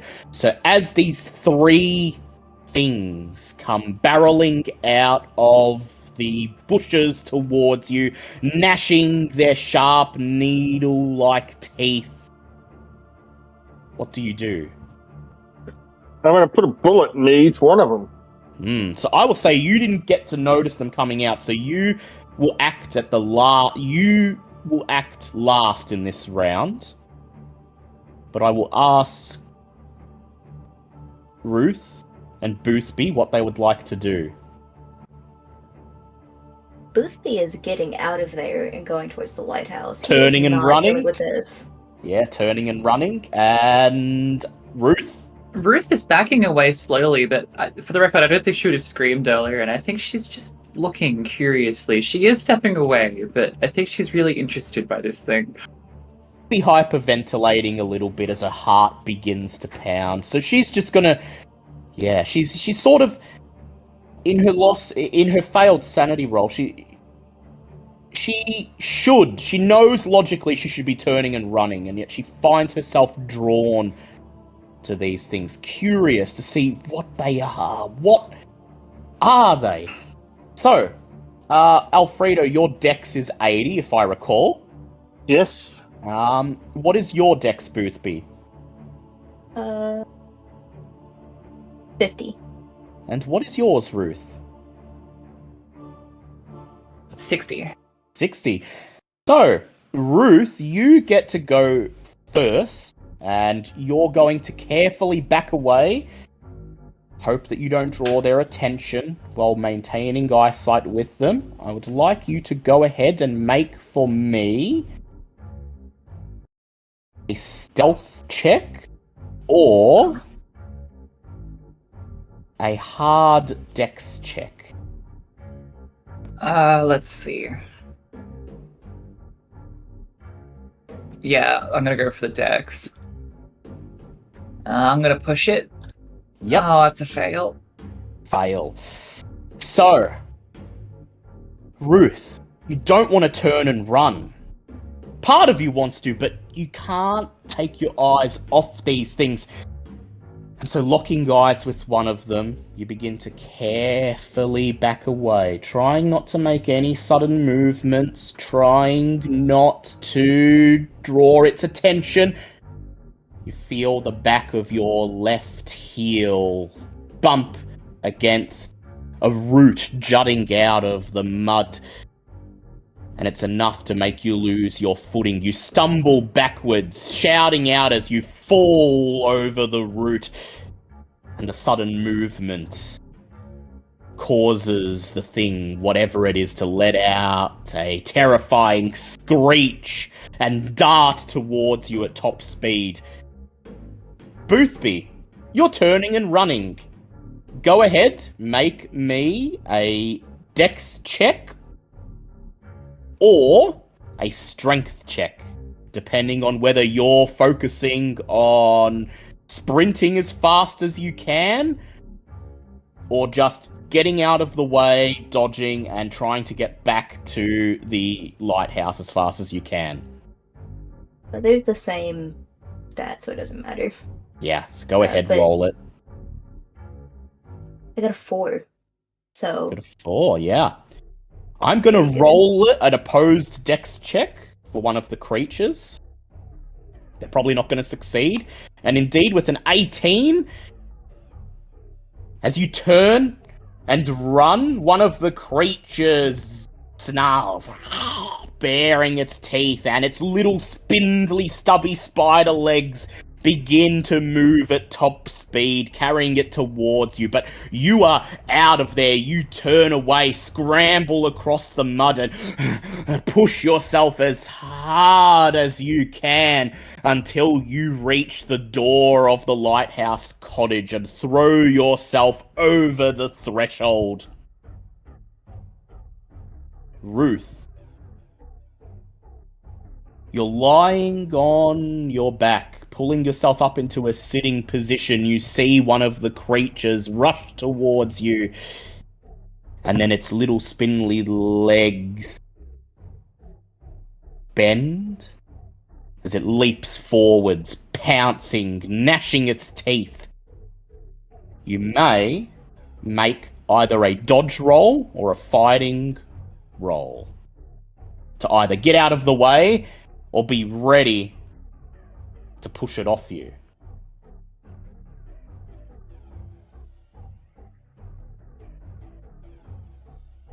What would you like to do? Ash, are you muted? Yeah, let's go for the dodge. Dodge, alright, go ahead, make a dodge check. Dodge is just So it's half dex if you don't have points in it. yeah, and sorry, if I were getting ready to push it off, that would be fighting. Oh, I'm gonna go for fighting straight up then. Yeah. And I get a 16 against 50. 16 against 50? Alright, I'm gonna roll an opposed check for it. It rolls a 20, which is a hard pass. You both got a hard pass. As it leaps towards you, your first instinct is to go into acting mode. You're suddenly on a stage,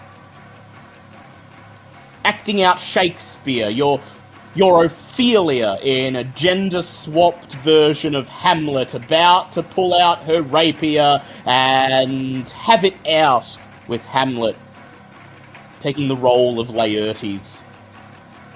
You thrust out the switchblade as the creature rushes towards you and bury the flat of the blade in its open mouth. It shrieks in pain as it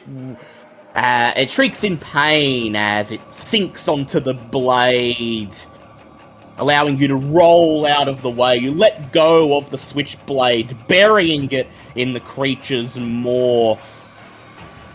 You may go ahead and roll the damage, and that will be 1d6. Sure.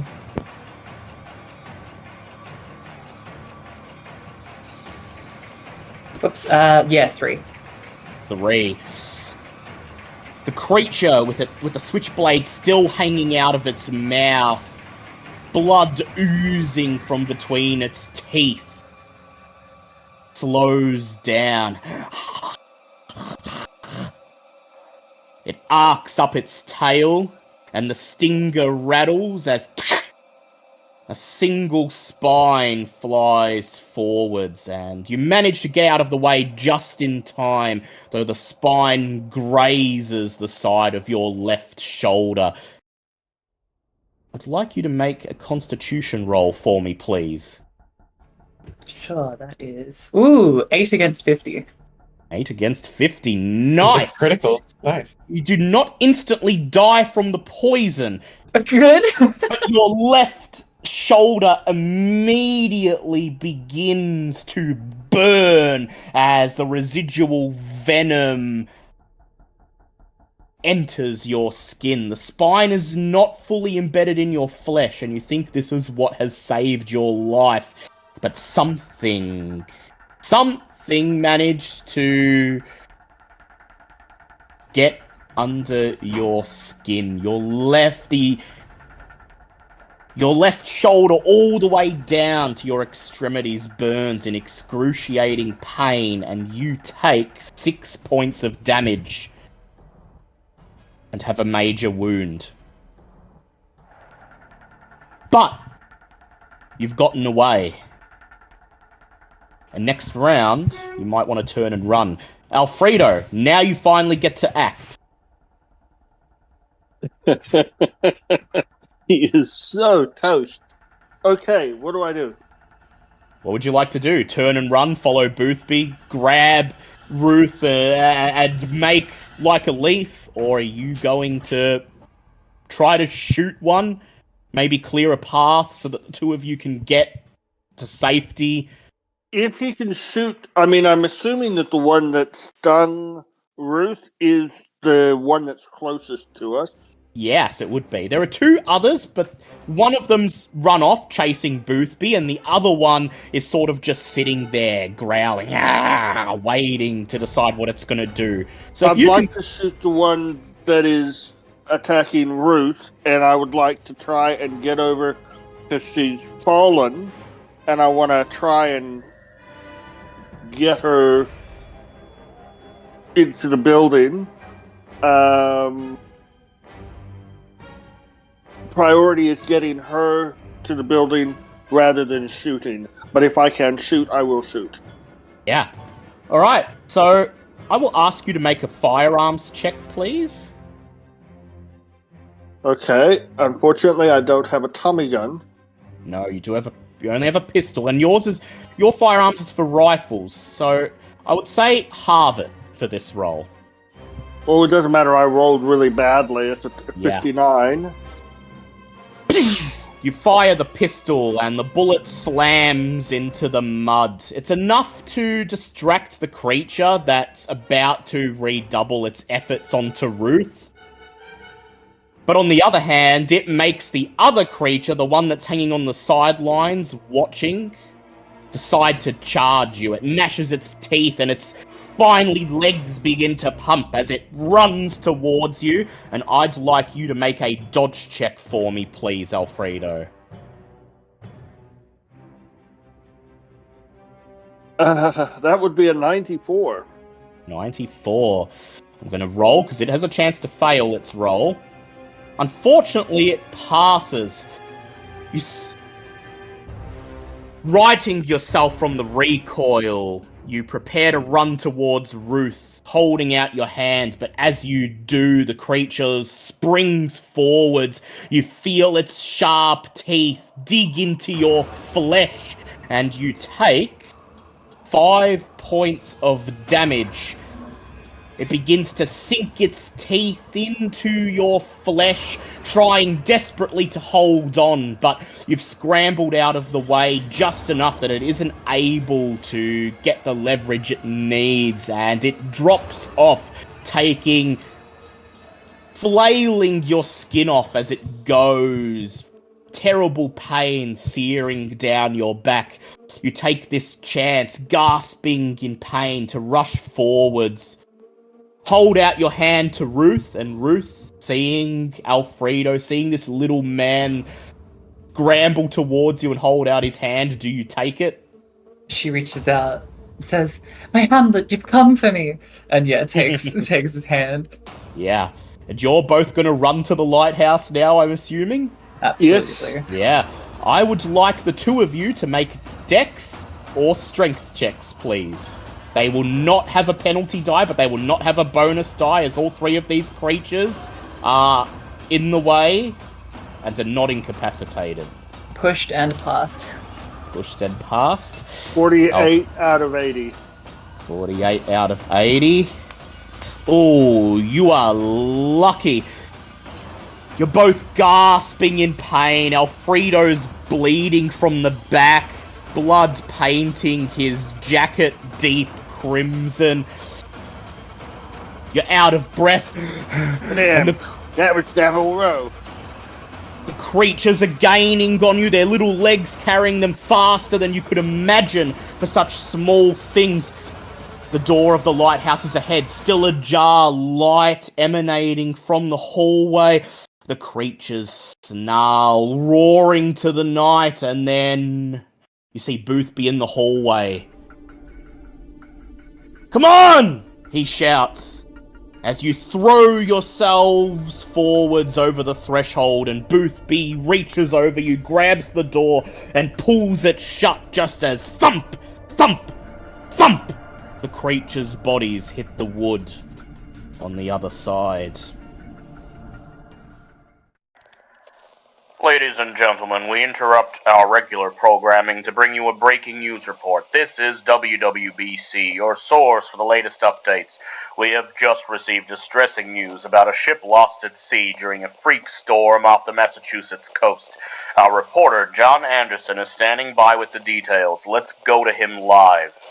Thank you, Tom. This is John Anderson reporting to you from the WWBC newsroom. A maritime disaster has unfolded off the Massachusetts coast as the SS Essex County, a passenger ship, has gone missing in a devastating storm. The vessel, bound for Arkham from New York City, was caught in the path of an unexpected and unusually violent tempest.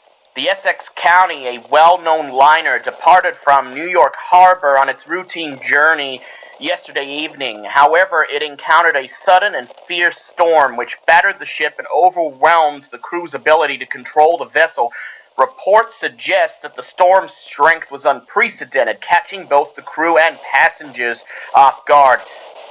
Witnesses in nearby coastal towns have reported seeing the ship struggling against enormous waves and powerful winds. Despite the heroic efforts of the crew, however, to keep the Essex County afloat, it seems that the storm's force has been too much to bear. Communication with the ship was lost as it was overtaken by treacherous conditions. The U.S. Coast Guard, along with local rescue teams, have launched an extensive search and rescue operation, but have stated that chances of locating any survivors are grim. Thank you, John, for that report. We will stay on top of this breaking news and bring you further updates as they become available. This has been WWBC, your trusted source for news and information. Please stay tuned for regular programming as we return you to our scheduled broadcast.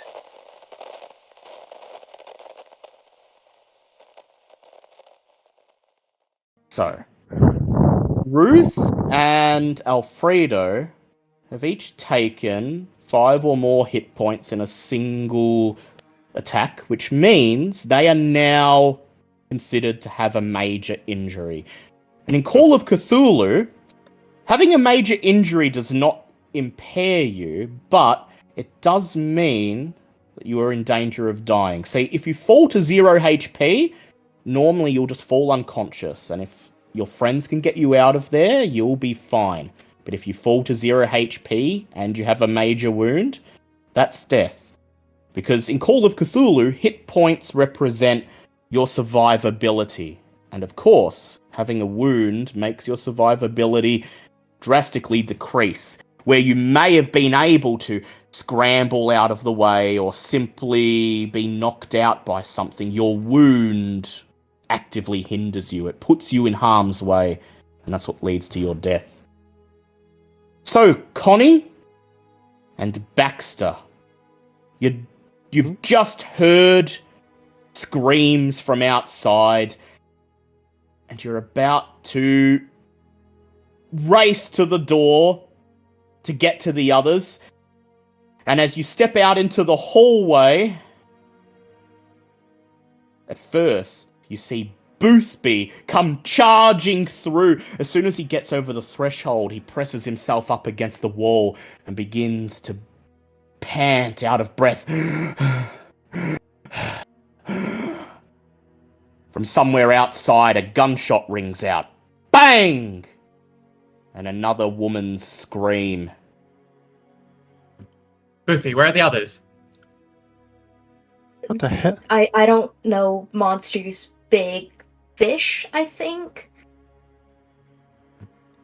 What the Lord's name are you talking about? This kind of raises an eyebrow and tightens the grip on the kitchen knife. Before Baxter opens up the door. Doesn't run out of it, but just opens it up and kind of points the flashlight out into the darkness. Oh my god, don't do that, don't do that. Boothby makes a move to stop you, but you're already past him. Pulling the door open, peering outside, and you're not sure what you're expecting. Certainly not fish people. What you do see are Alfredo and Ruth, arms wrapped around each other, half helping each other, half carrying each other over the mud, clutching, gaping wounds on their bodies, drenched in blood and mud. Boothby steps forwards, shouts, "Come on!" as they throw themselves across the threshold, sprawling at your feet, and then Boothby reaches forwards, slams the door shut just as... I'd like you to go ahead and make a spot hidden check for me, please, Baxter. Absolutely.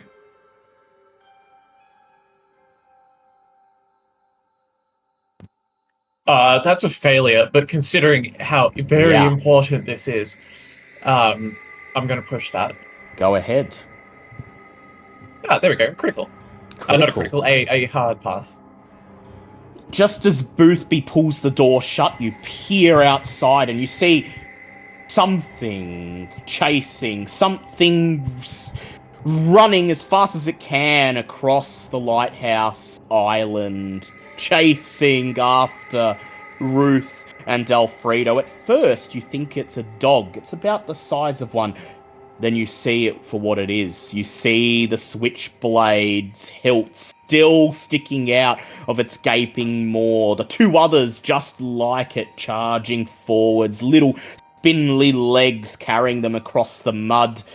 And as Boothby slams the door shut, and their bodies slam against it from the other side, thump, thump, thump. I'd like you to go ahead and make a sanity check for me, please, Baxter.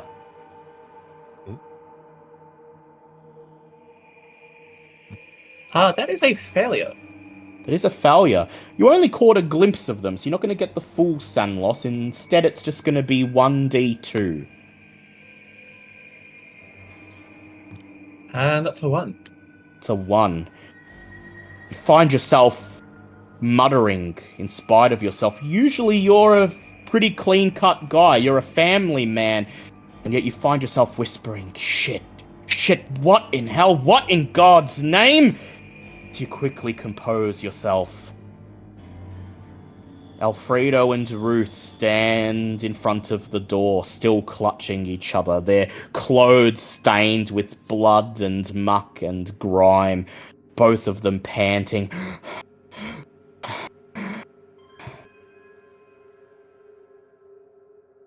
You all right there?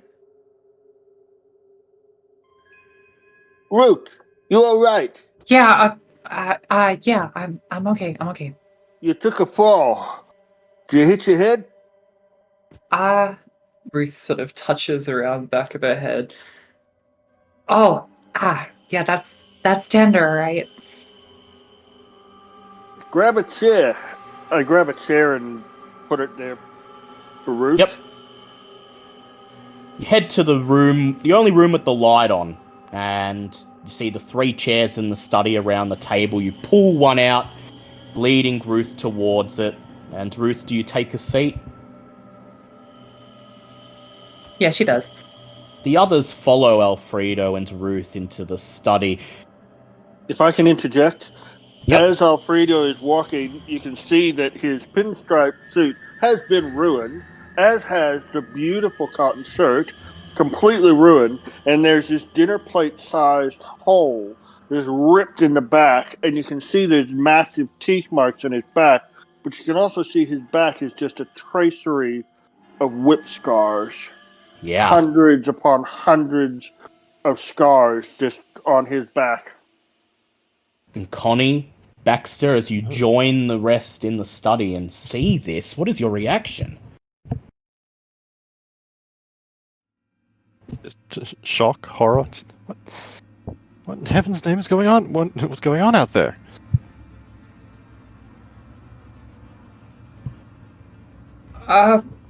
Big feller. What the hell's been going on in here? Looking at the blood. Yeah, looking at the blood that's visible out in the hallway, the gold coins gleaming in the ambient light, the fact that the chair was knocked over as you entered the room. Well, at first I thought there was a murder of some kind, but There was. Baxter kind of just like shines the light, his little pen light over the blood and over the coins and back at the door, which is still thumping. But I'm not sure it was so personal. Thump! Thump! Bang! Bang! Whatever's out there is still trying to get through the door, throwing the full weight of its body at the thing. And this is just a normal wooden door of a lighthouse cottage. It's not going to hold forever. Obvious to all of you as you hear yet another thump, and it almost feels like the walls of the whole cottage rattle. Upon noticing the door is starting to buckle slightly, Baxter's going to grab the remaining chair and You know how movies they just grab the chair and put the back up against the underneath the lip of the door handle and kind of wedge it in there to make a 45-degree angle wedge? Yeah, he's gonna kind of jam it underneath the door handle and stuff it there. Kind of kick it down into place so it can reinforce the door. The chair locks into place and the door rattles one more time. Thump! But this time, whatever's out there doesn't seem to strike with as much force. You've bought yourself some time. Not much, but enough to decide what you're going to do and try to figure out what the hell is going on. Yes, Boothby? Oh, I was going to ask if there are any, like, tables or, like, cabinets or something that we Sure could are. push. There's a... In the study that you're in right now, there's a table. It's covered in stacks of books about seafaring and ships and stuff. And there's also the roller top writing desk. Either of these would be more than acceptable to block a door. But they're big and heavy.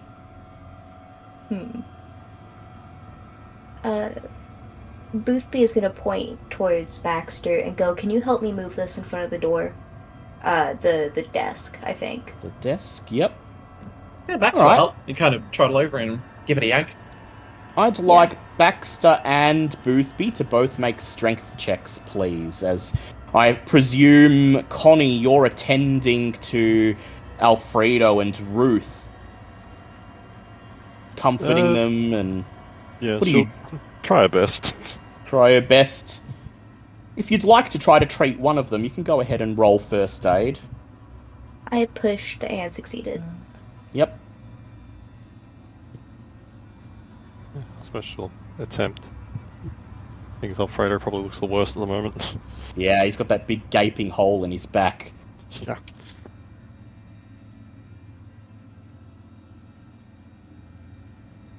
Do any of you people know how to use a gun? Yeah, no, that's a fail on my first aid. Fail, yep. Do you want to push that?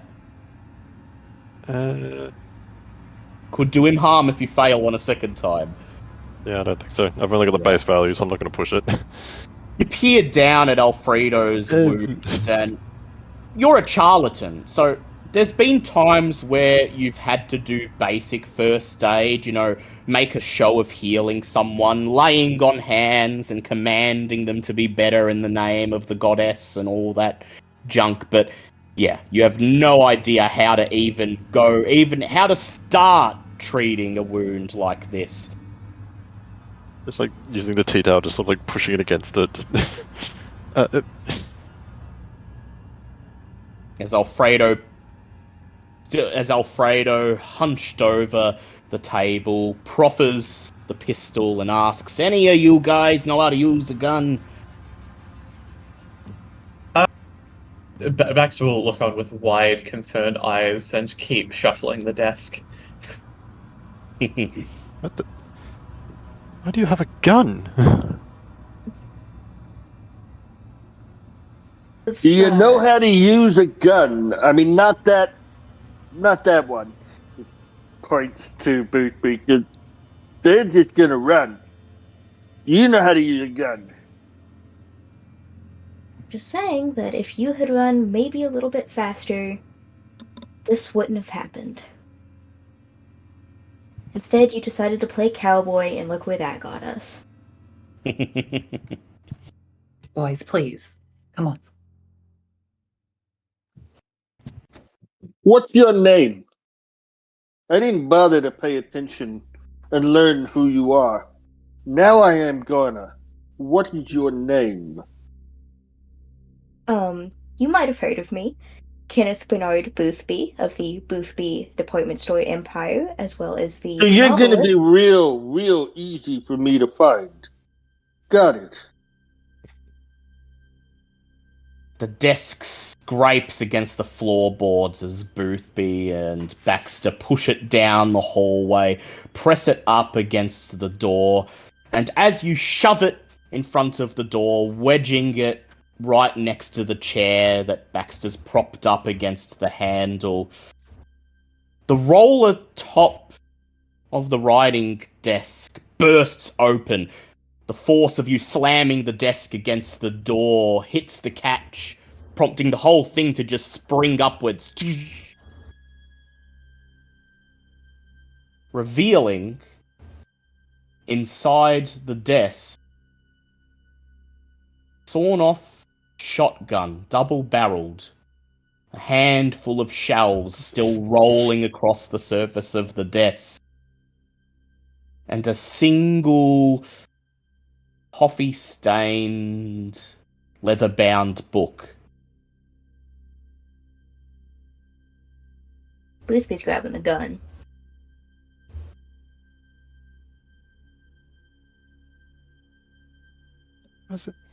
Why is there another gun now? This is a lighthouse, not an armory. You don't have to worry about that. Gun's never going to get actually used. Yes. I'm going to look for a drink glass. And I'm going to break a glass, and I'm going to make a door wedge. You know how, like, if you break a glass, Yep. you get that oval shape? And I'm going to push the point into the floor and push the butt of it up against the desk. So that if something tries to push on the door, they're going to be driving the glass wedge into the wooden floor. Do you see what I'm saying? Yeah, I do. And I'd like you to make a luck check to see if you find what you need.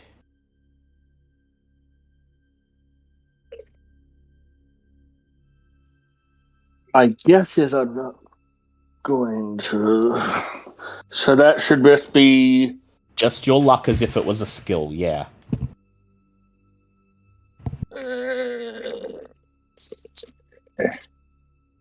Nope. Oh, I just had somebody explain to me how to do it, and I forgot already.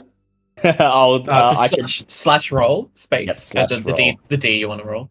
So Yeah. slash roll, then hit enter. Sorry. So it's just roll. So slash roll, hit enter, and it'll make a little pop-up appear, and then you put in the dice you want. Oh, Yeah. I see what I'm doing wrong entirely. Right, okay, sorry about that, folks.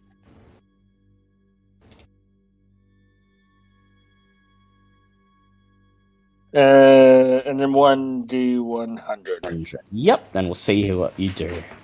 Nice. Yeah, Nice. no, I don't think that means I'm going to be lucky. Yeah. You can always push it if you are willing to accept the How do you consequence. calculate luck? How far off am I? So your luck would be 3d6 times 5 to start with. Okay.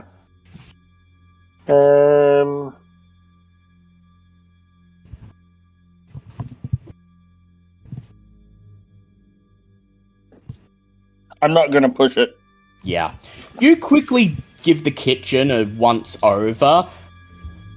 There are plates. There's plates, there's cutlery, there's drinking glasses and mugs, but they're not made of glass. They're made of metal. Military surplus drinking cups are stacked up in one of the kitchen cabinets.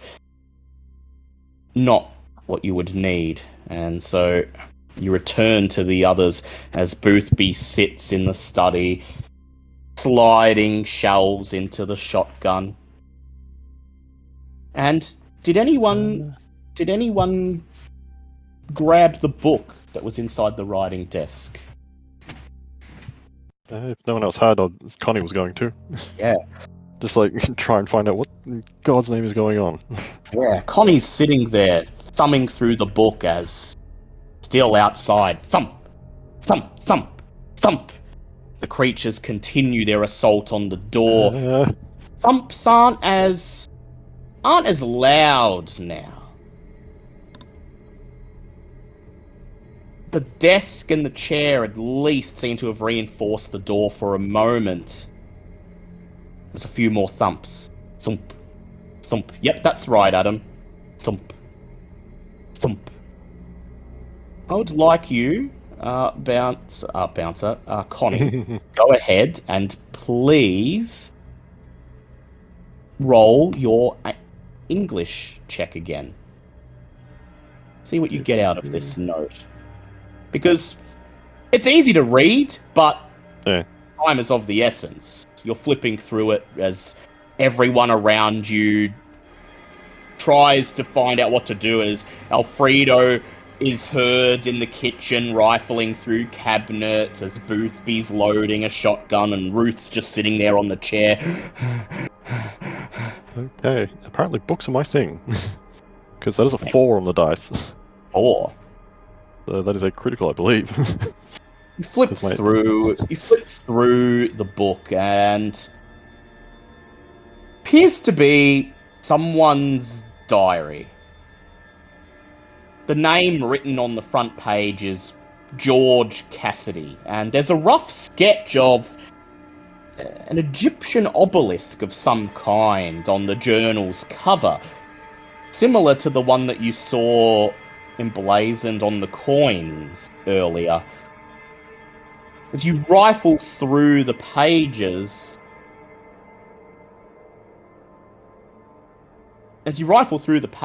a thick manila envelope slides out of the book onto the floor. Flip through, trying to find anything that's relevant to the here and now. And eventually you do. I'm bringing it up in owlbear so you may read along.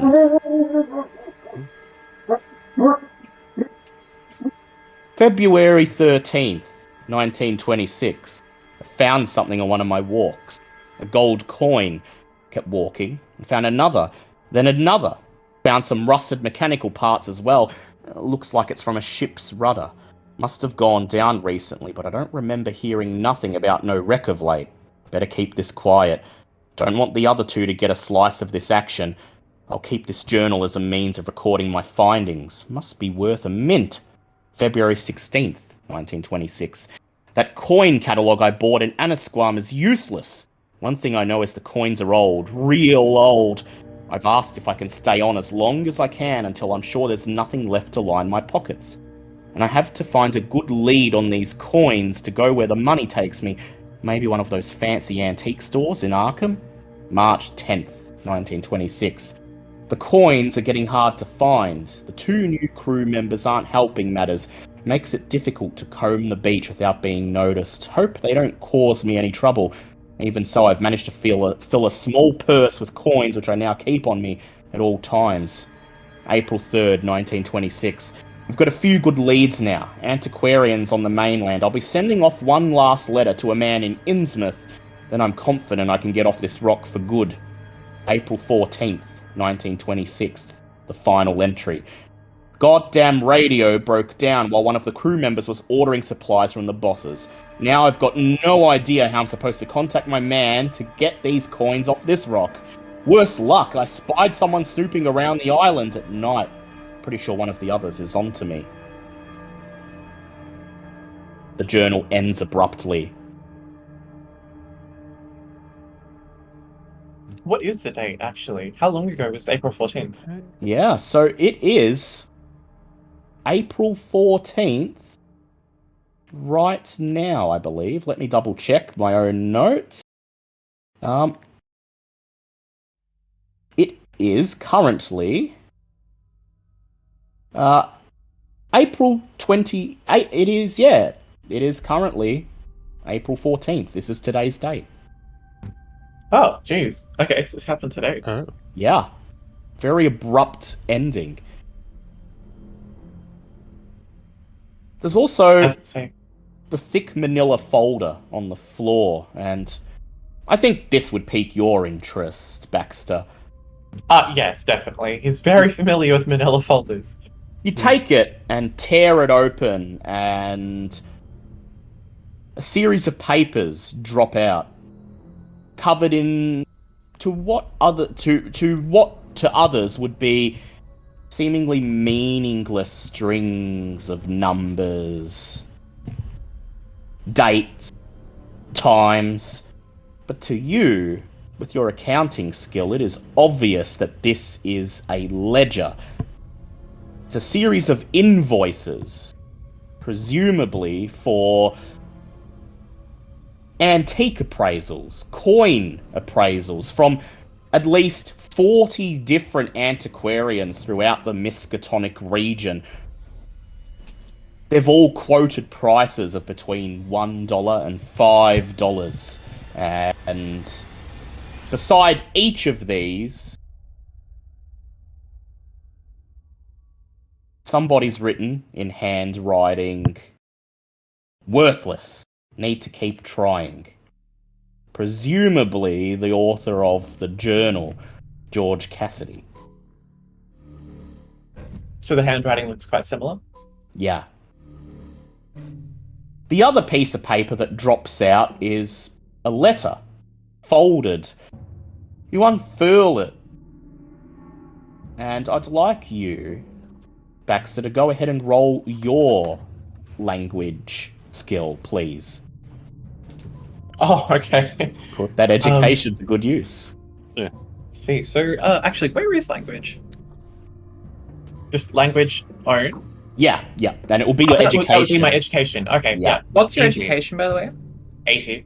Yeah. Mine's also 80. Am I nearby? I forget. Yeah, you're in the chair. Yeah. You're in the chair while they're doing all this stuff. If you trying need me, I to- can come pitch in. No, that's just a standard pass. That should surely be enough. Pass, yeah. So you unfold the letter, briefly show it to the others, and Ruth seems to take particularly keen interest in it.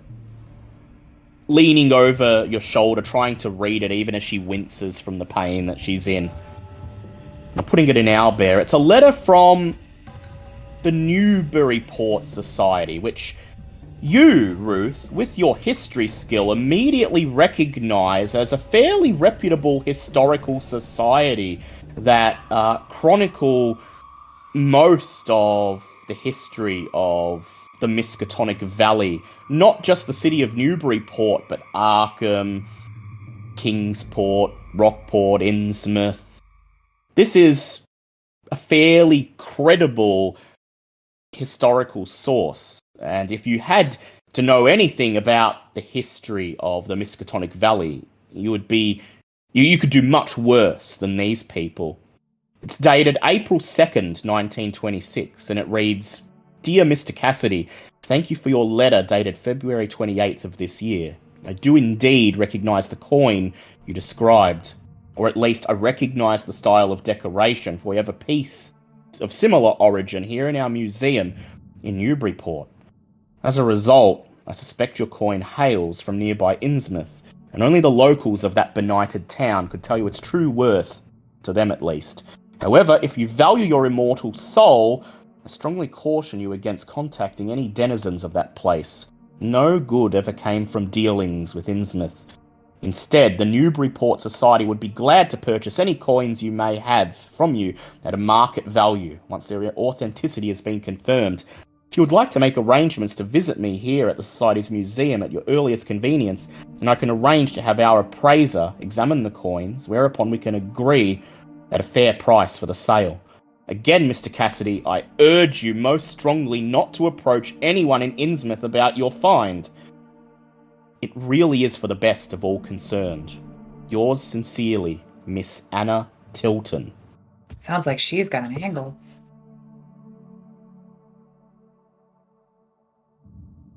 Does anybody Yes, read think out about the this. letter or hand it out?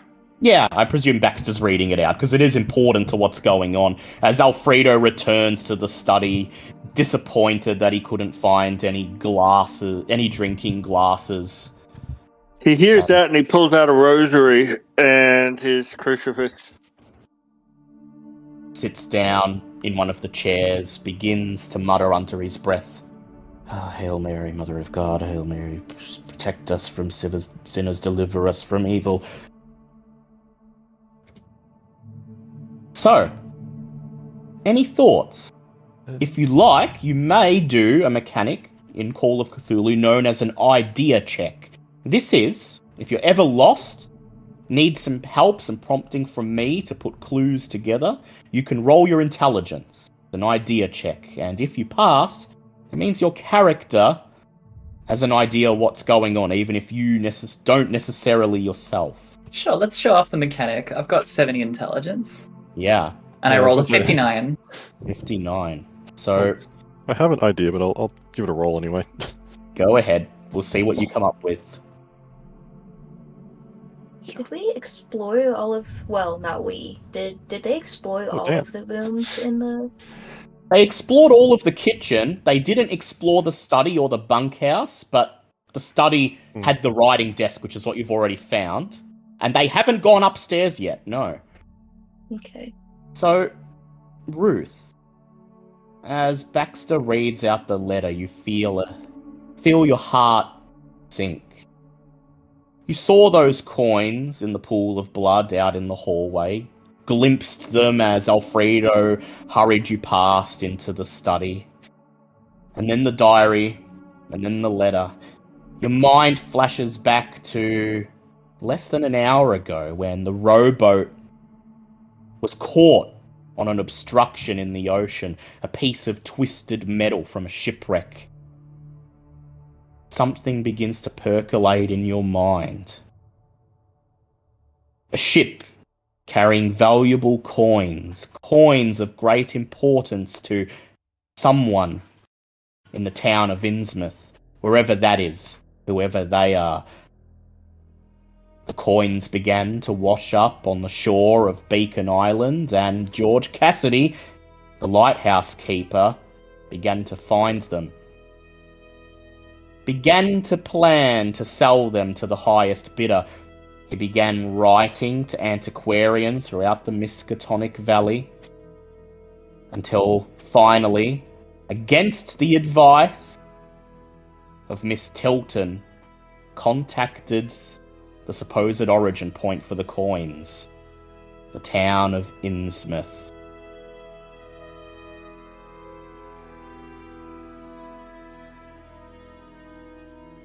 And shortly thereafter,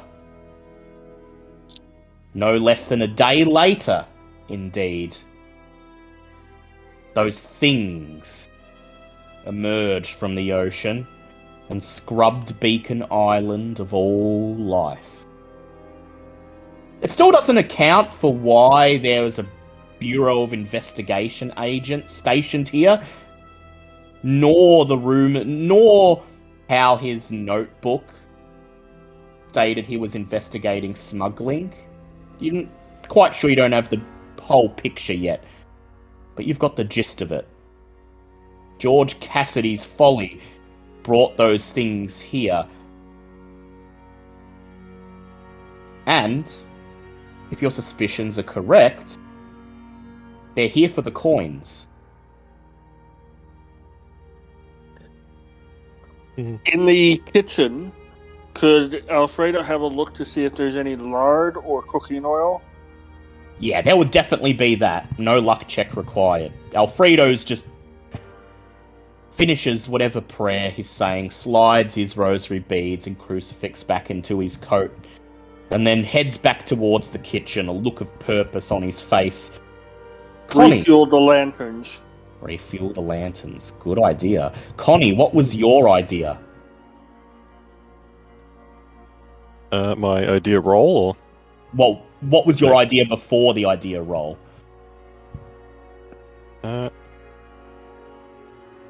What was it? I guess it was more just like putting together what we found so far of like, yeah, obviously they were smuggling something from a wreck, and then all that's obviously happened today, so it's potentially linked to that, and then also the storm, whatever it is that caused us to end up here. Yeah. What made the lighthouse go out? The power's on, it should be shining, and yet the beacon is dark, even now. With your idea check, Connie, I will tell you that as you listen to Ruth describe her suspicions and find yourself agreeing with them, something occurs to you. The constant thumping, the bang, bang, banging against the front door as the creatures try desperately to get in, has stopped. Everything is now eerily quiet, save for the raging storm and the distant waves buffeting the island.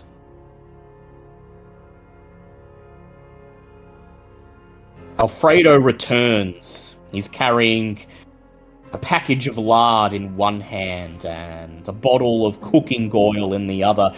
Just as the lantern on the table in the study begins to flicker and die, he leans over, pop, open the lid, and begins to pour lard and cooking oil into the lantern. You think of maybe asking him why he's doing such an absurd thing, but then the flame on the lantern ignites and bathes the room in bright light. Whatever he's It'll doing... burn too fast, but it'll be a little bit brighter than kerosene. It's just going to burn through a little bit faster. And don't touch it, it'll burn you. It'll get real hot. Which is just as well, because at this point, I would like to ask... Mm-hmm. So, Alfredo, you have 80 luck. Baxter, how much luck do you have? 40. 40. Ruth, how much luck do you have? I have 75. Boothby? 50. And Connie? I am also at 40. Alright. In that case, I will ask Connie to roll a luck check. This is what's known as a group luck check, and when I call for this, it means that the person with the lowest luck in the group rolls for the whole group.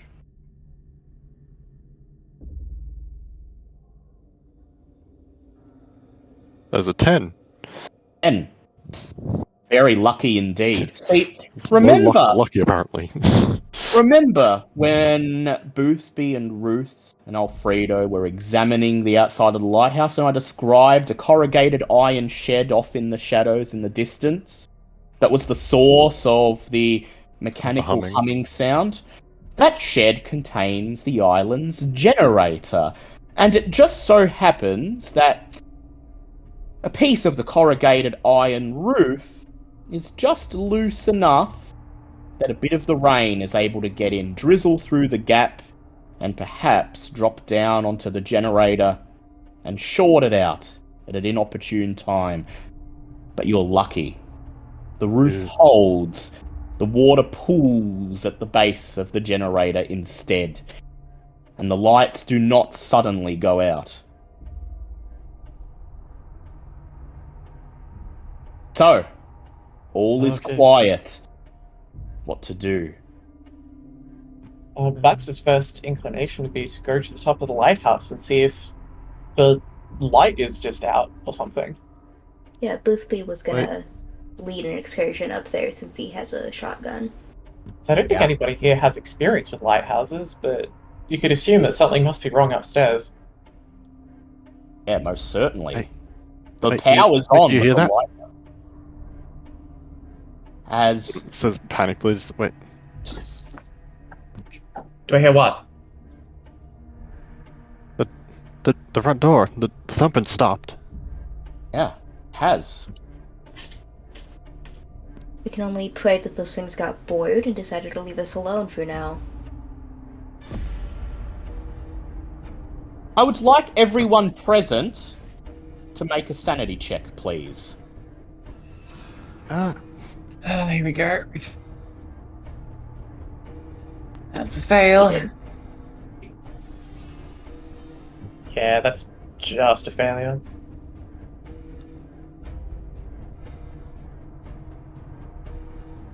Well, success just.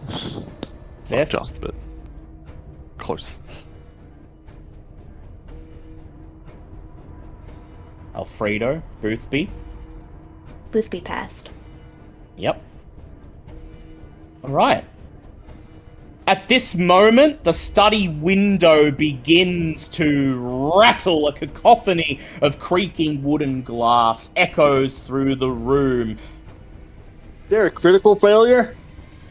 There is a critical failure, but it won't do anything. Don't worry. Well, a 99 isn't going to do anything.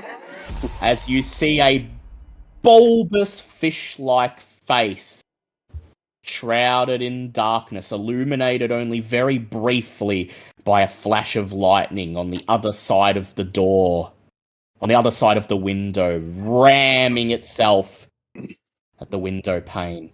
So, for those of you who failed, which is Alfredo and Ruth, You've seen the creatures before. You don't get the full effect. You lose 1d2 sanity. Everyone who passed loses 1. As you find yourselves expressing audible gasps as the window rattles again. And then the bulbous head disappears into the darkness, and all is quiet once more.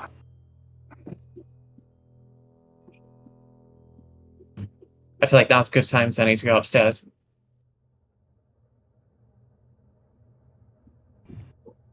Yeah. Any Yeah, other ideas? let's go. If it gets us away from those, then yes. Boothby's already at the staircase, I presume, shotgun in hand. Yep. Right. As Boothby steps onto the staircase and begins to climb up. Is there anything anyone would like to do downstairs? And I will say this will probably be your last chance to get anything done downstairs. Anything you'd like to bring with you? Is there a first aid kit down here? You could try to find one. Make a luck check for me. No one's picked up the coins yet, have they? No one has picked up the coins. It's probably going to get it killed, but then Connie's going to. Connie picks up the coins one by one, slides them into her coat before she joins Boothby on the stairs.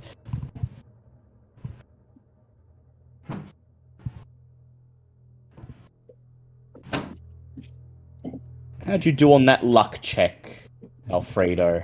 I made it. You made it. I actually made it. I got a 68 out of 80. Tell the others to hurry on. Watch them disappear upstairs, and as you hear the window in the kitchen rattle, you head back into the study, cross over into the bunk room, and begin rifling through the wooden foot lockers at the base of each bunk bed. And oh, thank the Lord. Portable first aid kit wedged under a stack of spare clothing. Still fully stocked by the looks of it. Squirreled away for an emergency.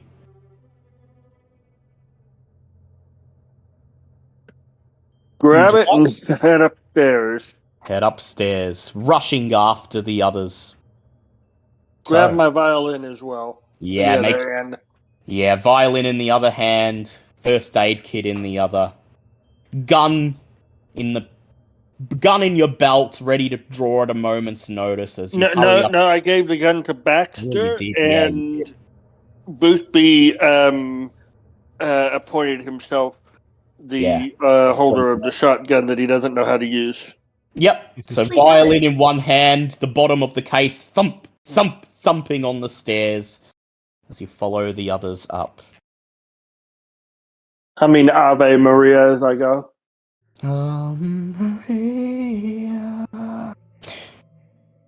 After several minutes of climbing the stairs, you reach the lighthouse's service room, located immediately below the beacon room. The mechanism to turn the lamp can be seen mounted to the ceiling, and from the noise it's emanating, it appears to still be working. A separate set of steps leads up through a trap door and into the lantern room above. There are several boxes scattered around this little control room. Each seems to contain a replacement bulb for the lighthouse's beacon. There's also a small workbench and a tool bag. On the workbench, a logbook lies open, a list of various service checks performed on the lighthouse. On the workbench, next to the logbook, is a shortwave radio. It's on, but it doesn't appear to be working properly. Harsh static ringing from its speakers.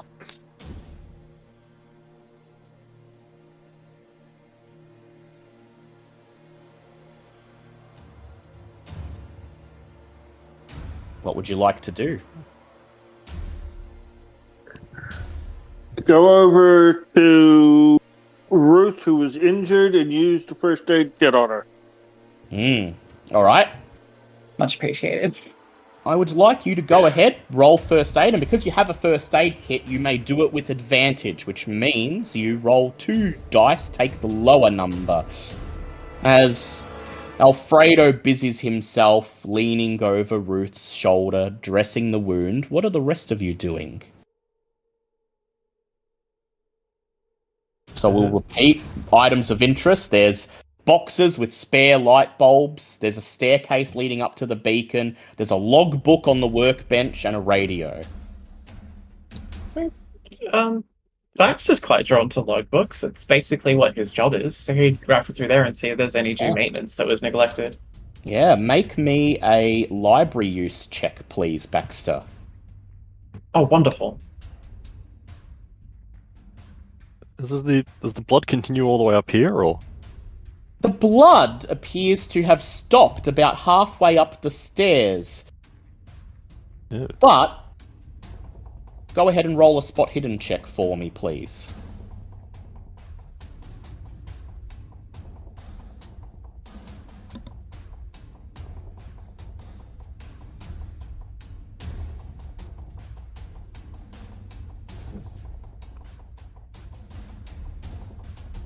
I got 13, so that's a success. 13. As you peer at the second staircase that leads up to the lantern room, you see flecks of blood on the stairs and on the wall, nowhere near the volume that was downstairs, but still enough to indicate that someone, bleeding profusely, made their way up there.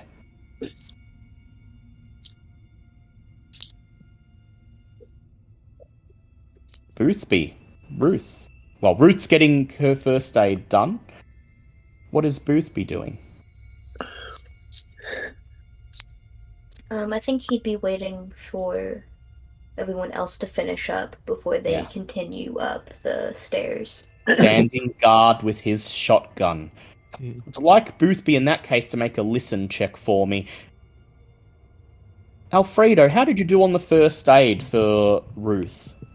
Yeah, I failed. I pushed it, and then I rolled a 74. Was that another fail? Oh, yeah. Yeah. So, now, okay, there was another option. That you can sacrifice something? What was that? You can just spend your luck, and just 1-to-1, 1 point of luck decreases what you rolled by 1.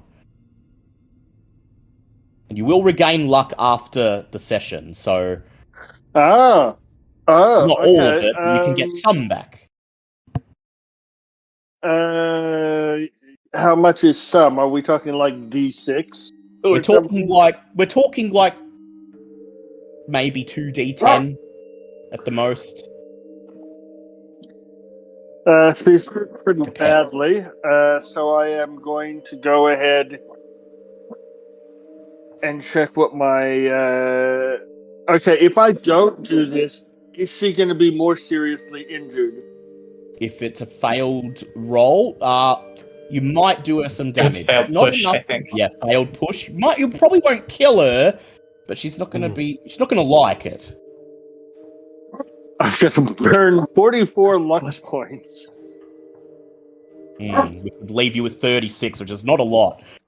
But you might get some back. It's entirely up to you. This could be life or death. Yeah, I don't want to accidentally kill another character, so I'm going to do that.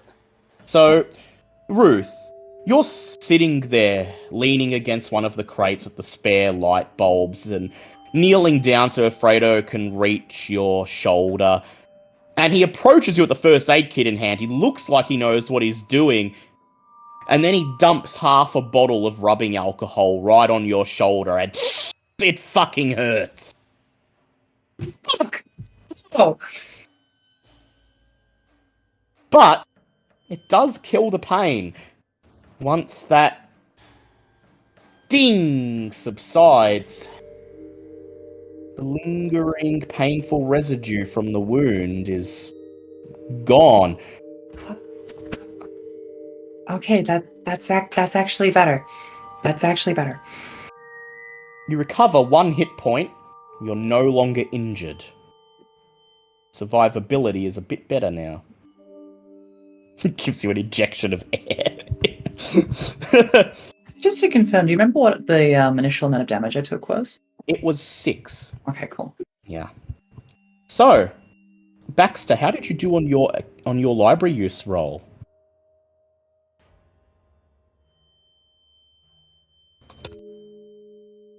Oh, that was a fail. Fail. Do you want to push it? Straight up. Or just No. accept the fail? Alright. No, it's not working out. So you pore over the logbook, and seems to you that the majority of the checks are purely routine. However, one entry stands out. On February 12th, 1926, something caused the lighthouse's lamp bulb to prematurely burn out. It's simply listed as wiring problems. There's more detailed information than that, but with the adrenaline rush you're going through, you can't seem to pass more than that something caused the lighthouse to burn out on February 12th, several months ago. It's likely that that's what caused the ship carrying the coins to flounder. I think Baxter would internalize that as potentially just like a bad batch of bulbs that they have there. Yeah. That it's probably happened again. Yeah, without a past library use check, you don't know, like, you can't determine the technical actual reason, but that seems fair enough. It failed once, a wiring fault. What's to say it didn't fail again tonight of all nights? Very coincidental, but it could happen. Boothby, how'd you go on your listen check? I rolled a 1. Ooh, a 1. Fantastic. Smash! You hear the sound of breaking glass from downstairs. Followed by the telltale tap, tap, tap, tap, tap, tap of spindly legs running across wooden floorboards.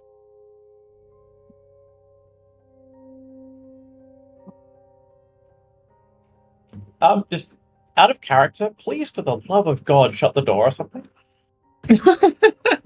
I will say, there is no door. It's just a staircase that leads up, and then the room, and then another staircase that leads up to the lantern room above. And Connie has seen specks of blood on that staircase, meaning someone did head up that way, and they probably weren't in the best shape. Is there anything like even a pool cue? I mean, just anything I can turn into a club. There is a workbench next to the radio and the logbook. There's a toolbox, and flipping it open, there's a pretty hefty monkey wrench in there.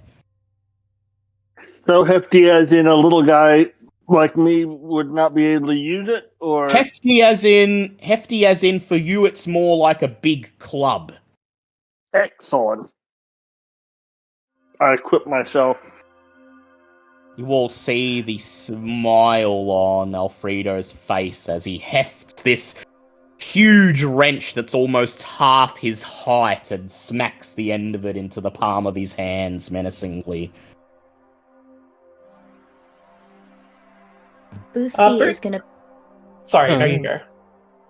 I was gonna say that he's gonna position himself at the top of the stairs and aim with the shotgun, Yeah. ready to fire on whatever makes Yeah. its way up the stairs. You've probably got a few minutes before it does.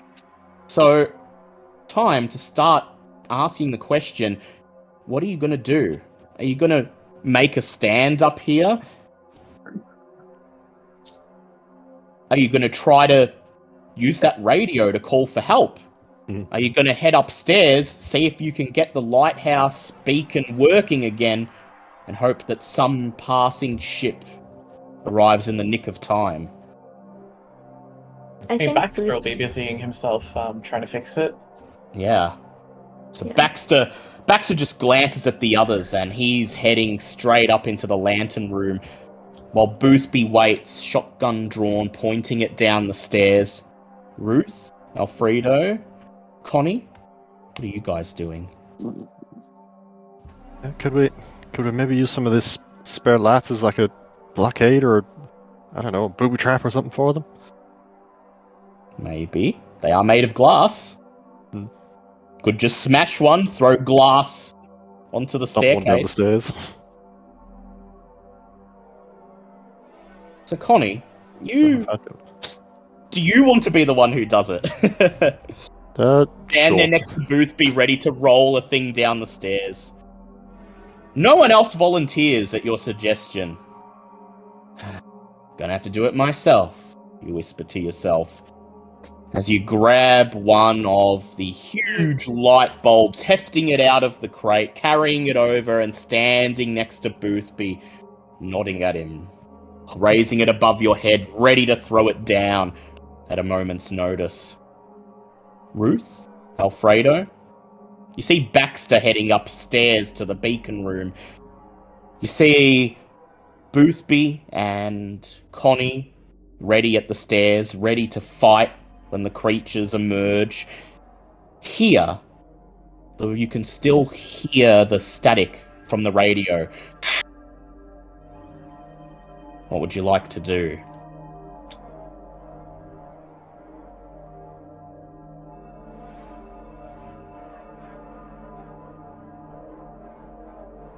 Tap, tap, tap, tap, tap, tap. I'm gonna roll for an idea. Yeah, go ahead. Roll for an idea. That's 50 against 70. Yep. And I presume, Alfredo, you're going to stay here and help Boothby and Connie fight them off when they come up the stairs, or are you heading upstairs with Baxter? I will go and help Baxter. Yeah. Hold on! You shout. And in any other situation, it would be almost comical seeing this little man carrying a wrench that's almost his height, dragging his violin case behind him, running up the stairs as fast as his little legs will take him. But this is serious. And how did you do on your idea roll, Ruth? At 50 against 70. So, the diary did say that the radio malfunctioned, but it's still working. It's turned on, and it might be an easy fix. You're not sure if you're the right person to do it, though. Otherwise, your best hope would be to get the lens upstairs working and hope that you can signal to the Coast Guard or anyone else who might be passing by. Call for rescue. I think she'd be more likely to do that. Yeah. Let's head up. Yeah, so you head up with Baxter and Alfredo, leaving Connie and Boothby as the first line of defense. Ruth, Alfredo, Baxter. As you reach the lantern room, you're greeted by a wet and bloody scene. 2 panes of glass in the lantern room's windows have been broken somehow, and their shattered remains crunch underfoot. The rain blows in through the gaps, making the metal decking slippery as you walk. Adding to the slipperiness is blood from the corpses of 2 men, along with that from 2 of the bizarre fish creatures that have been pursuing you, which lie inside the room's narrow confines. One of the dead fish things is latched onto one of the men's necks by its teeth, even in death. Go ahead, I'd like the 3 of you to make sanity checks. Poor thing. That's a fail. That is a pass. It's a pass. And Alfredo? Yeah, I'm getting there eventually. Eventually. Yeah, the dice spot does that sometimes. Well, no, it's just me being slow. Yeah, I make it. At 43, I pass. So, for passing, it's a san loss of 1. For failing, it's a san loss of 1d2. Ruth, your heart is beating faster than you've ever heard it. Oh, how you wish this was just another roll that you could drop in and out of on a whim. Free yourself from this nightmare. Can we search the bodies to see if they have any more weapons? Yeah. It's like you to go ahead and make a spot hidden check for me, Alfredo. Meanwhile, Baxter, you quickly compose yourself. This is pretty much what you were expecting when you arrived here, when you saw that blood, to see a body. There's two here. And so you step over them, head towards the beacon, and then you see it. The light bulb has shattered, and the lens behind it that would project the light out onto the sea has a crack running through the middle. A bullet hole right on the edge. 32 out of 45 for spot hidden. Obvious to Baxter, at least, that stray bullet fired in this room hit the beacon, put it out of commission. The lens itself is broken, but it might be possible to just replace the bulb. Alfredo, you examine the bodies. The body nearest to the stairs is very strange looking. The man, garbed in a heavy hooded raincoat, appears to have a narrow head and pronounced flaps of skin around his neck and jowls. He also seems to be suffering from some sort of skin condition, going by his grey, rough complexion.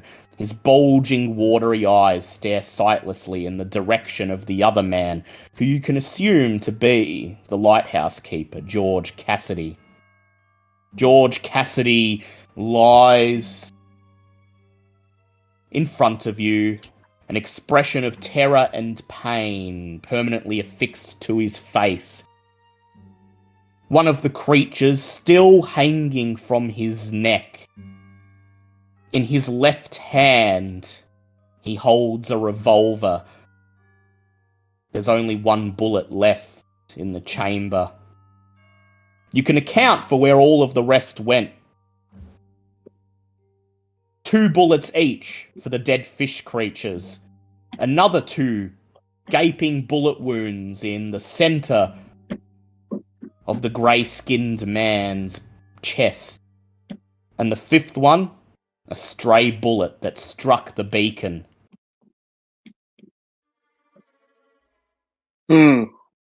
Hey, Baxter, you want to give me a couple of bullets? That way we'll each have 3.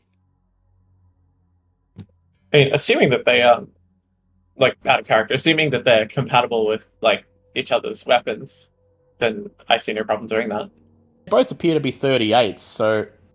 Alright, yeah, sure. Baxter will chuck over 2 shots. Because we're probably going to be dead before we get our second shot off. 3 shots each. There's a spare light bulb lying in a box, pressed up right next to the landing of the staircase.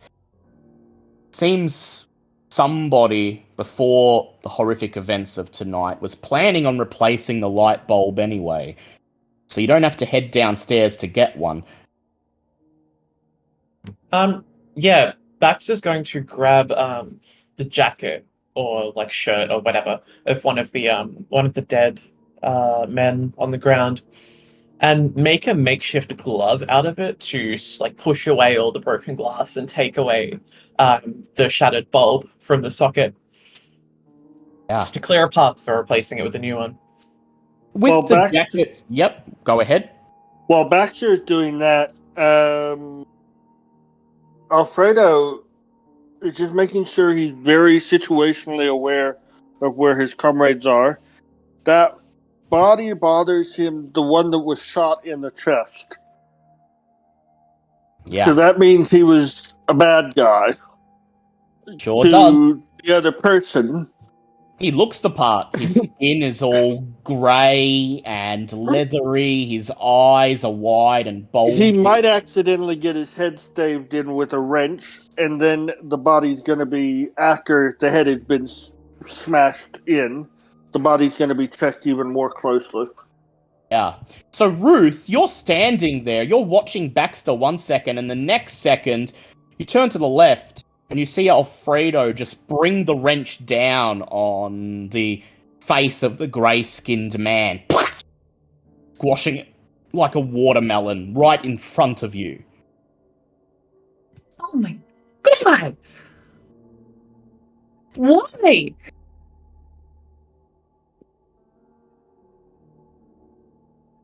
Yeah, well, I think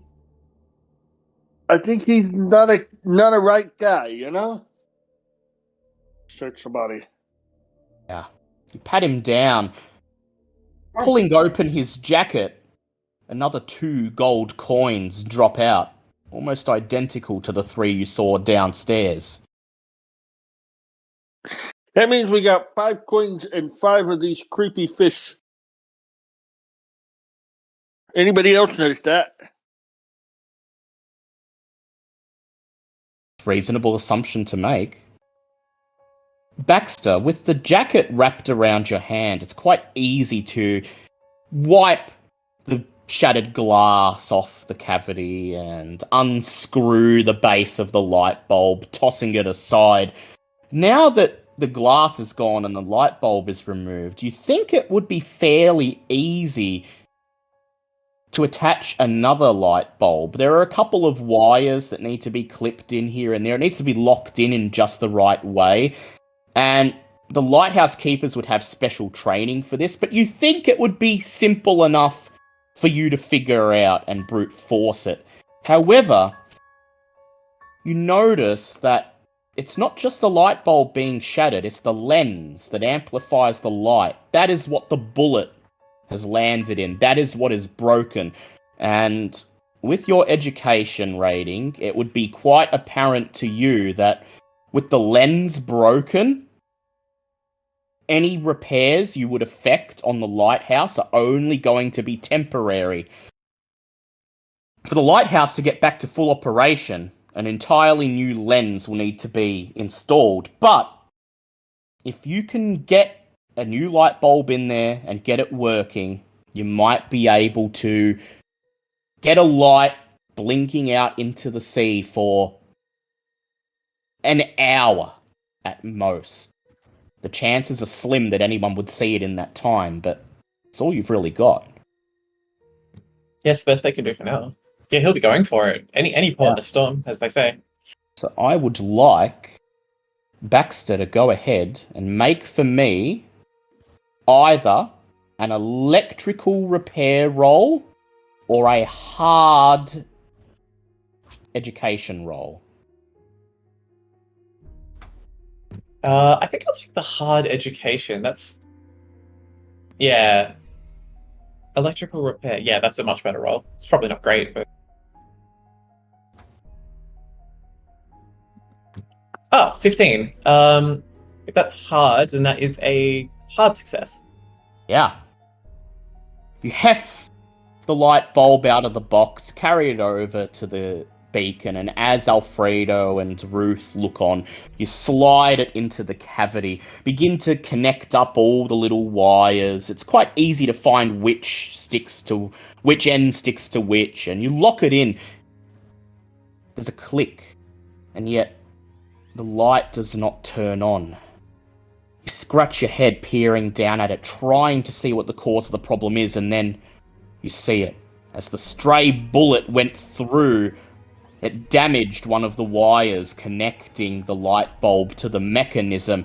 You'll need something small and metal to complete the circuit.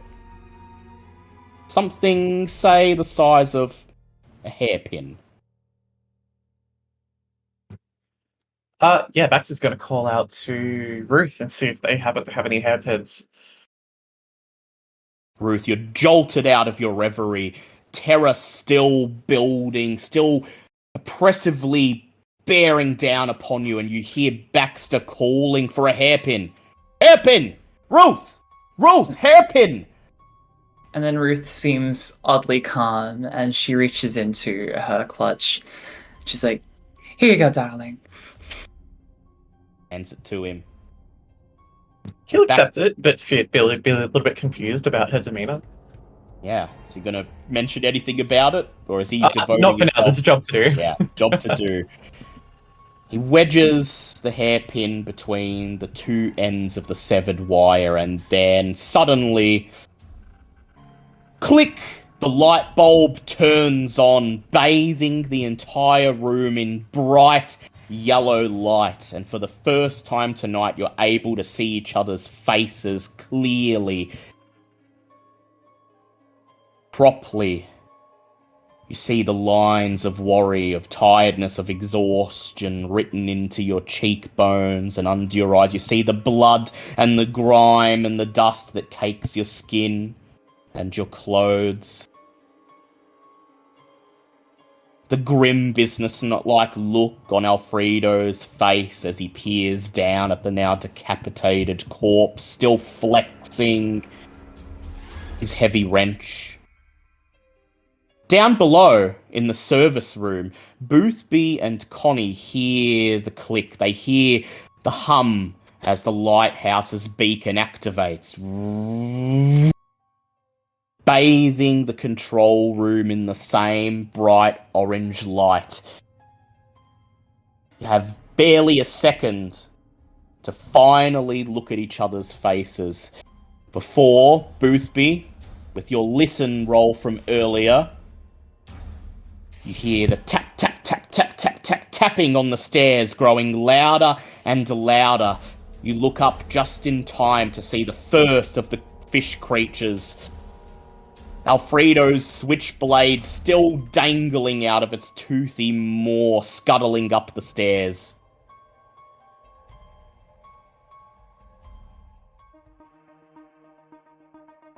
It's on, guys. Yeah, Boothby's gonna fire at it. Yeah. Boothby's gonna fire, and Bonnie, what are you gonna do? You gonna drop the thing yet, or wait? She'll wait for the first shot to go off, and then Yep. hopefully try to get them like when there's like all of them together. Connie, what's your dex? My dex is 50. 50. And Boothby, what's yours? 50. 50. Alright, yep, so that's good. You can easily wait for that. So, the creatures, the younglings, as that is their true name, have a dex of 80, which means they get to go first. But Yeah. they're still a fair way away, which means that this round, Boothby gets to fire his gun before they reach him. So Boothby, go ahead, make a firearms check for me. I passed. You passed. Alright. The youngling is going to attempt to make a dex check to dodge out of the way. Bang! You fire your shotgun and blast the creature center mass. Go ahead and roll your damage, and that will be 2d6. 11 damage. 11 damage. You blast one of its scuttling legs off as it's flung backwards from the force of the blast, shrieking, hitting the wall, and there's a loud crack as it falls onto the stairs and ceases to move. But the tap, tap, tap, tap, tap, tap, tap, tapping continues as another creature rounds the corner, barreling up the stairs, followed by another and another. Now's your chance, Connie. Oh. Go ahead, make a throw check for me.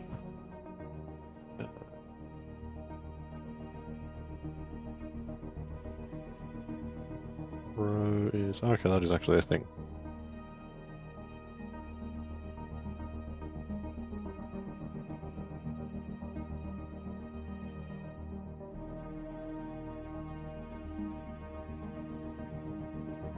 Ooh. I'm gonna push that, and so I can re-roll on a push, can't I? can, but if you fail, the consequences will be bad. Yes. But it's... So I can still then use my luck to lower the reroll, You can't I? can, Yeah. yes. If I need to. Which I probably will. Cool, I don't even have enough luck that would make that succeed, so I just fail. You fail. You throw the spare I bulb brain myself. overhead, and it goes tumbling down the staircase. It hits one of the creatures, shattering on contact, and the creature just keeps running through it, running as fast as it can, and all three of them set their bulbous eyes on you as the bulb hits the wall and shatters, and a spark of electricity arcs out. The glint of the gold coins in your jacket catches their eyes. And they decide to go for you. Upstairs, Ruth, Alfredo, and Baxter. You hear the bang of Boothby's shotgun, and then the unmistakable sound of shattering glass.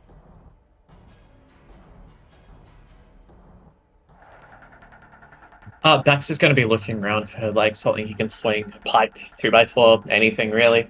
Yeah. He has a Make gun, a but little- he's never used one before. Make a luck check for me. Oh, that's a savage roll. Okay.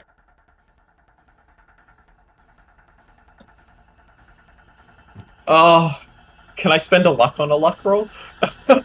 No, I can't. I will call that a fail at a cost.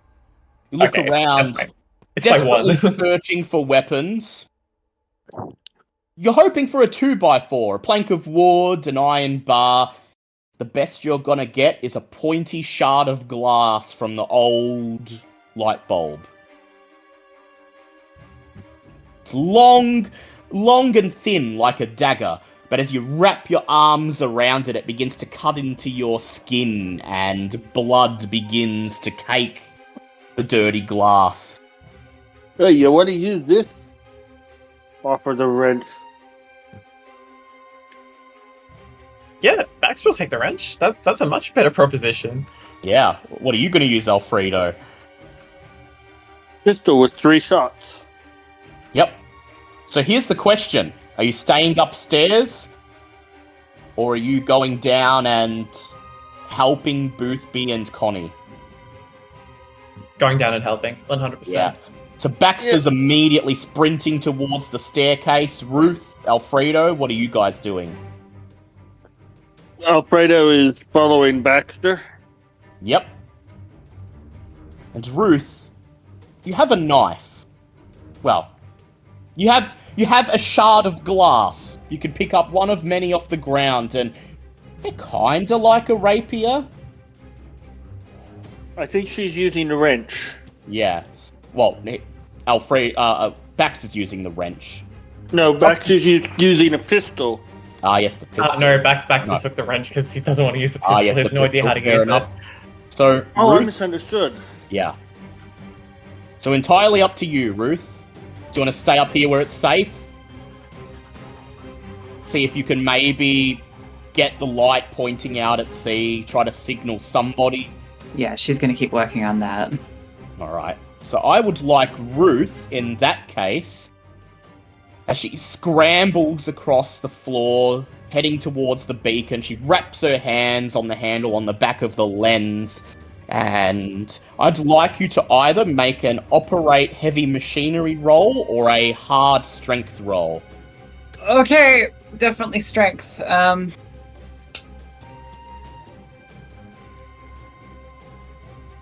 Hang on, where's operate machinery?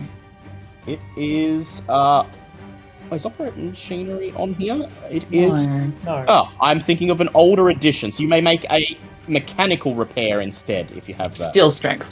Yeah, still strength. I'm pushing it. Oh, it got worse. That's a very big fail. Well, Make a luck check for me, please, Ruth. Okay, looks good, looks good. Ooh, 6 against 75. So, if you failed the luck check, I was going to have the light bulb just burst because you're straining hard. You're pushing against the lens with all the strength in your body. And you just might be putting a bit too much pressure on it than it's designed to take. You might, if you were unlucky, have caused the electricity to surge and burst the light bulb, but you were lucky. You do manage to swivel the lens around and point the beacon out into the South Sea, but you did fail your roll, so it's not going to happen this round. Instead, you're going to keep at it, pushing as hard as you can. Sure. Meanwhile, downstairs, as Alfredo and Baxter scramble into the control room, the three younglings tear up the stairs, gnashing their teeth, and the one right in front pounces at Connie. Connie, you may make a dodge if you'd like to get out of the way, or you may make a fighting roll if you'd like to hit back.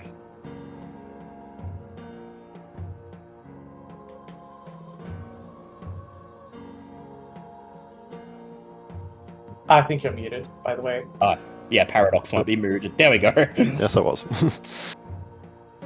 Yeah, they're actually the same score for her, but she's going to try and dodge. Dodge, nice.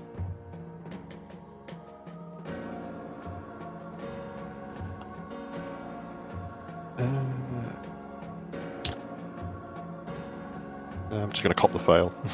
Cop the fail. Yeah. Alright. So the creature leaps towards you, gnashing its teeth, and its teeth sink into your arm. You take 4 points of damage, and you fall backwards with a shout, pulling your arm back, snapping off one of the creature's teeth as it's flung off your arm. And just as you're about to scramble to your feet, the second creature arches its legs and lunges forwards. Go ahead, roll a dodge or a fighting check, and it will get a bonus die on its check, as you've already defended once this round. You're being ganged up on.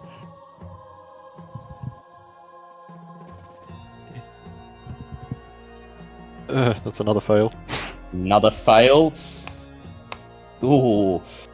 You kick out with your right leg, anticipating its movements, but you miscalculate by a few seconds, and it sinks its teeth into your upper thigh, latching onto you, sinking its sharp needle-like teeth directly into your flesh.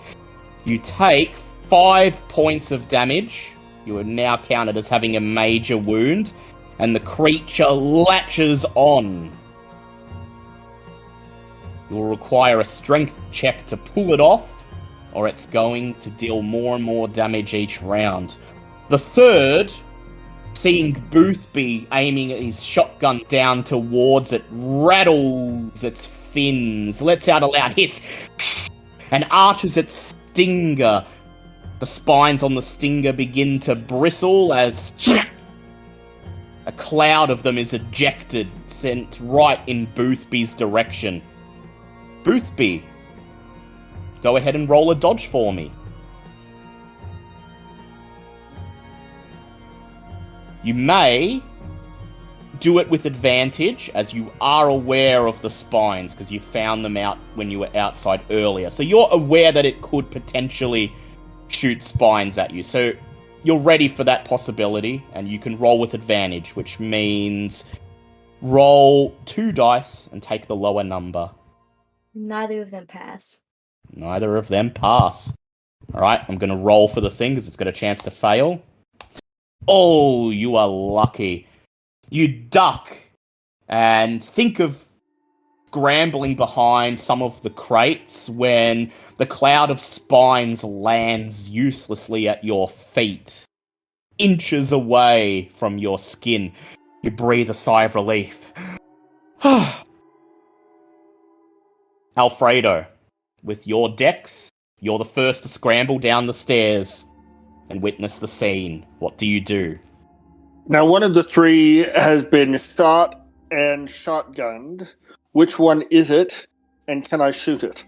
So the one that's been shotgunned, it looks like it's dead. It's just lying in a heap on the staircase. But there are 3 others that have taken no resistance whatsoever. 2 of them, one of them is currently embedded in Connie's waist. Okay. Another one's gnashing its teeth, about to dive in for the kill. And Just- the third one has just fired spines at Boothby.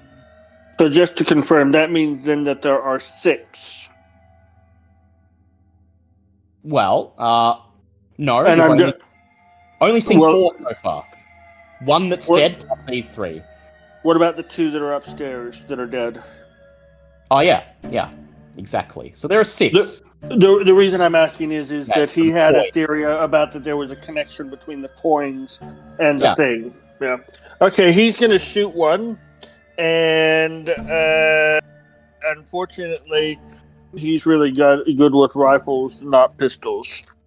So I won't make you roll for pistols. I think if you can fire a rifle, you can fire a rifle, you can fire a pistol. So I will allow you to roll half your rifle skill. It came up 0. That's because Whoa. you rolled 1d00, not 1d100. I was going to say that would be the best possible roll you could get if that's what it comes up as. Well, it's 0 on a 100. What does that mean? Does that mean I did something wrong? You rolled yeah, a zero-sided dice. Yeah, 0-sided dice instead of a D100. Oh, well, can I do that again and get a critical hit? And Just yeah, just I- consider it not so much cheating as being an expert. Well, I just rolled a D100 myself then, and it did come up with 0. Oh, come on, 97? I will allow you this once to take Yeah. the 0 that I rolled. Hey! So, which one are you aiming at? I'm gonna have to. Somebody is being eaten. I want to try and save them. Shoot it off Connie's neck? Yes, please. Normally, I would say that would require a Yeah. hard check to avoid hitting her, but you've rolled an extreme critical. So you stand at the foot of the stairs, raise the pistol, take aim, and bang! Go ahead and roll the damage for your pistol. That'll be 1d6.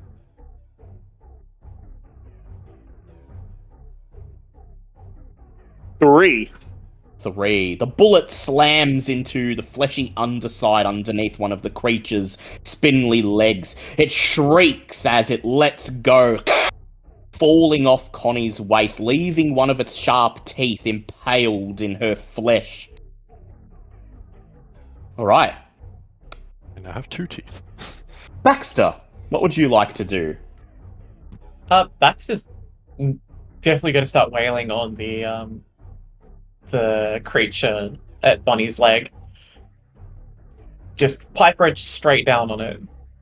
Pipe wrench straight down. Yep. Running straight up, raising the wrench and bringing it down. Go ahead, roll a fighting check for me. And it will roll a fighting check of its own to hit back. That's a fail, but I'm going to push it. Push, yep. Oh, that's even worse. I'm so sorry, Connie. Yeah. Oh, You're getting no. piped tonight. So the good news is that the creature fails its roll as well. So it doesn't manage to counterattack against you. Instead, as you swing the wrench at it, it just rolls out of the way and the wrench clangs uselessly into the floor. Alright. Boothby, what would you like to do? Okay, so there was one that just got taken off of. Off of Connie, but it's still alive. It's missing a leg, but it's still alive. Where are the other 2 then? And the other 2 are... Well, one of them's near Connie. It seems like it's preparing to attack either Connie or Baxter. And the other is the one still standing in the stairwell that fired its needles at you. I'm going to try to shoot the one that is about to attack Connie Yeah. or Baxter. Yeah, good idea. Go ahead, make a firearms check. 46 on a 60. That's a pass. It's going to attempt to dodge, but it's already defended against Baxter, so it gets a penalty die, which leaves it with a fail of 92. Alright, go ahead and roll the damage for the shotgun, 2d6. 8 damage. 8 damage. Bang! The bullets slam into the side of the creature, tearing its fishy flesh asunder. It lets out a wail as it gets flung across the room and slowly dies, letting out a death rattle. Connie, you're up. What would you like to do? You see one creature in front of you. It's eyeing, shifting its gaze between you and Baxter, and whenever it looks at you, it seems to fixate on the edge of one of the gold coins glinting just under the brim of your jacket.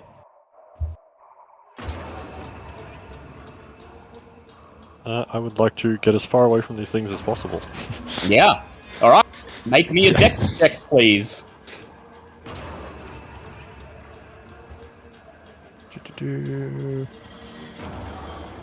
Well, it's better than a straight dodge roll.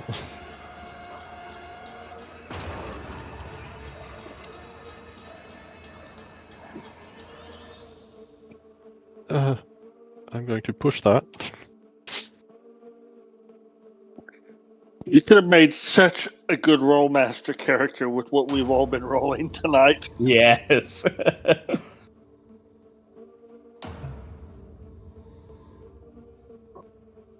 So on the second roll, I'm going to spend 17 luck to get it down to just a success. Save your life. I'm opposing this dex check, but you got lucky, and the creature failed by 7 points. You roll out of the way, quickly scramble to your feet, and, gasping for breath, you push past Boothby and start sprinting up the stairs to join Ruth in the beacon room above. Ruth, you're still trying your hardest to swivel the lens around and point the light out into the ocean. You may go ahead and make another strength check. See if you can speed up the process. I got 54. I'm gonna burn 4 luck. 4 luck. Yeah, and that makes it a success. You're groaning, pushing it as hard as you can, and you hear the scraping of metal as it slowly turns, and it feels like it's about to give. And then you hear gasping as Connie rushes up the stairs. She instantly sees what you're trying to do, scrambles to your side, and slams her shoulder into the lens, and that last bit of force is what's needed. There's a click, the sound of scraping stone and metal, and finally the light swivels around, pointing out into the South Seas, illuminating the roiling black ink below and the sharp teeth like rocks.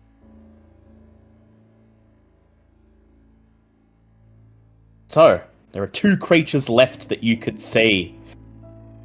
One of them is going to charge straight for Baxter, scuttling through the patch of floor where Connie was only a second ago, arcing its legs and preparing to pounce. Baxter, you may roll a dodge if you want to get out of the way, or a fighting if you want to try to hit back. I'll take the dodge. It's a better roll.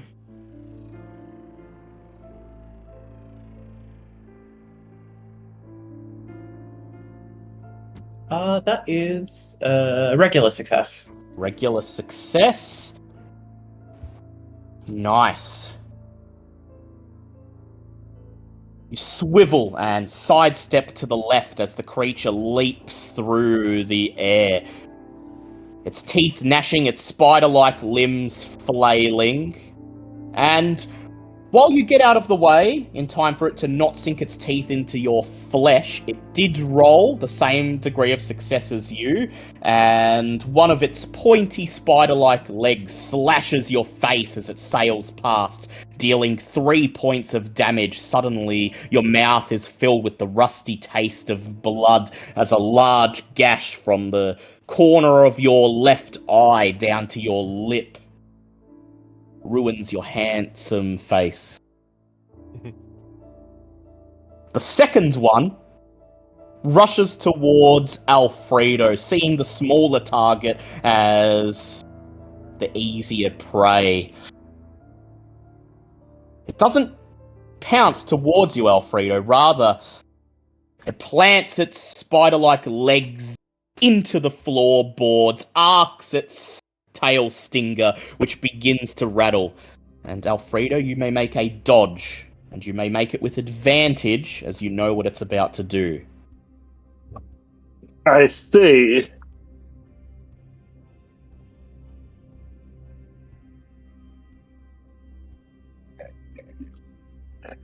How is it that you guys do this typing thing so damn fast? Because they're young. It's also because we're very techy. I think I got a 37, which is less than my dodge. Is there any reason for me to make the second roll? Yeah, just to see if you can get a hard or a critical, because it will help. Because the thing could still beat you on its roll. That's by far the lowest roll I've rolled all night, and I rolled a 38.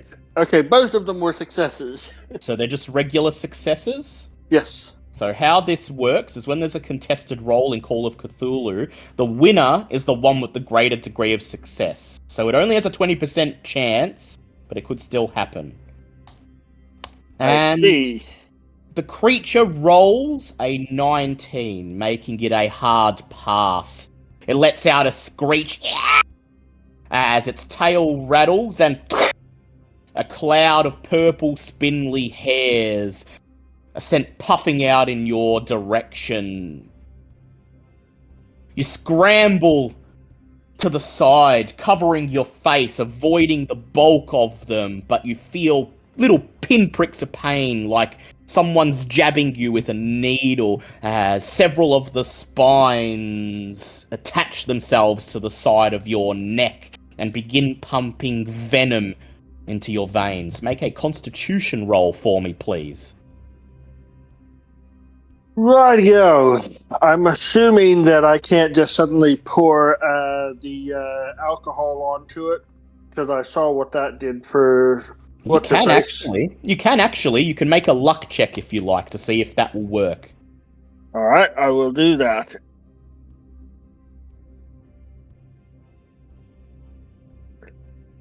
How to make the game go faster? Give Adam lots and lots of rolls.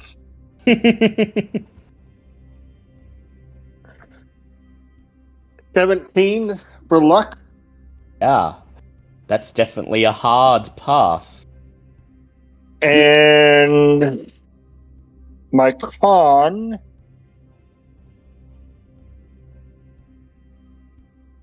Go ahead, describe how you pull out your alcohol and splash it all over the side of your neck. I yell Mother Mary, and I just sort of smack the top off of the bottle and just pour it, and then just sort of slathering it on like a 15-year-old tries to use aftershave the very first time, and made both my luck and my con check. Yeah. And it works. As the last of the rubbing alcohol pours out of the bottle, rolls down the side of your neck, several of the spines are washed away. Only one of them remains, and whatever's in the alcohol seems to neutralize the poison well enough that you're able to reach up and wrench it out. The pain is excruciating, and you avoided what would have been certain death, but you still take 3 points of damage from the venom that does manage to penetrate your system. Okay. Alright, Alfredo, you've got the highest dex, so you're up. I am going to shoot something. Yeah. Is there one that is damaged? No. It seems that the only one damaging them is Boothby. Is there one attacking Boothby? There is one that's attacking Baxter, and he dodged out of the way, and then the other one seems to have decided you're its target. Okay, well, I'm done for, so I'm going to try and save Baxter. If Baxter, alright. Aim I'm your going to gun. push it. I'm going to push it.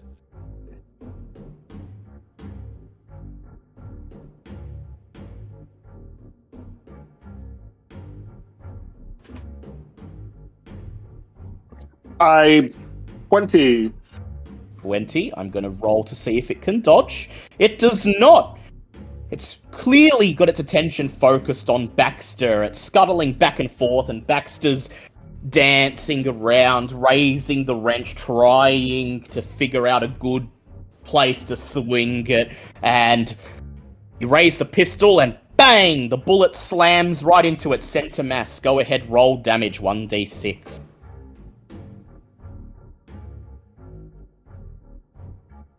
2. 2. Nice. The bullet hits the end of one of its legs, breaking the appendage, and part of its insect-like exoskeleton snaps off. Baxter, you're up. What would you like to do? The one in front of you gets flung back about half a foot as Alfredo's bullet hits it, knocking it onto its fleshy underbelly. It struggles to right itself, but you have about a second of opportunity.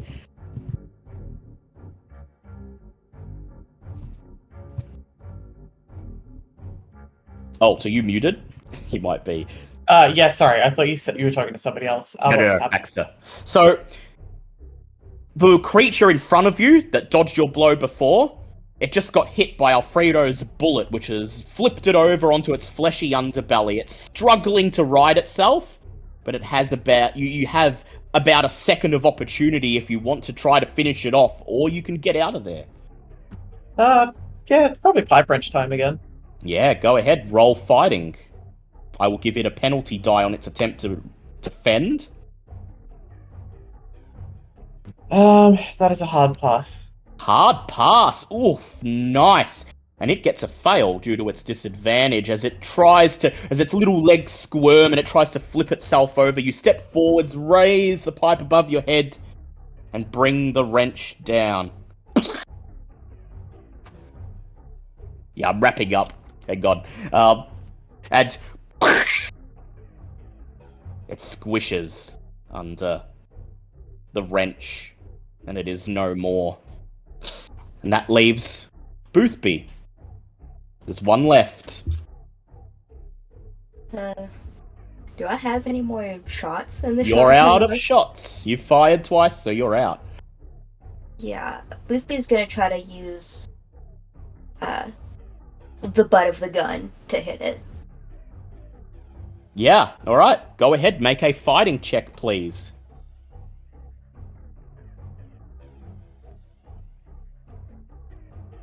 23 to a 25. 3 to a 25. Yeah, that's a hard pass. It gets a normal pass, so you pass. As it tensors itself and sails through the air, you butt out with the back of the gun, knocking it out of the way. It goes tumbling down the stairs, but you don't think you did any damage. It quickly rights itself, hisses, gnashing its teeth, and rushes back towards you, Boothby. Go ahead, make a dodge or a fighting check.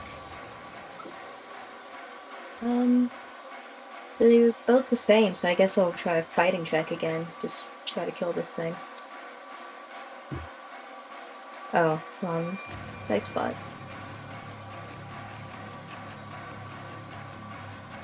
I'm going to spend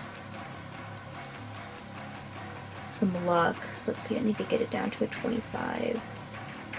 So I need to spend 7 to get a a normal success, so I will do that. Yeah, you get it down. All right.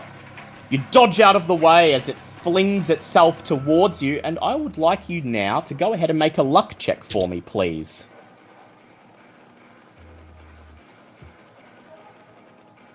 65 on a 43.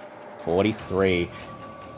Well, you're standing right beside a window, so as you dodge out of the way, I was going to roll to see if it topples through the window and goes down to its death, and indeed it does. It leaps past you, flailing as it sails down the window, but as it does, the tip of one of its spider-like appendages catches onto the collar of your jacket and yanks you backwards towards the window.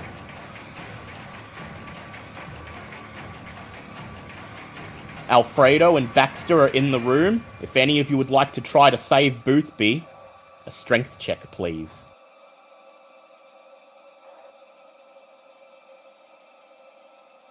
Please. My strength isn't great.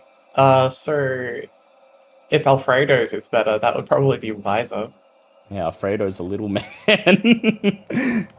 Can Alfredo just walk up and shove the gun up against the fish and pull the trigger? Because he knows he's gone, he's done for.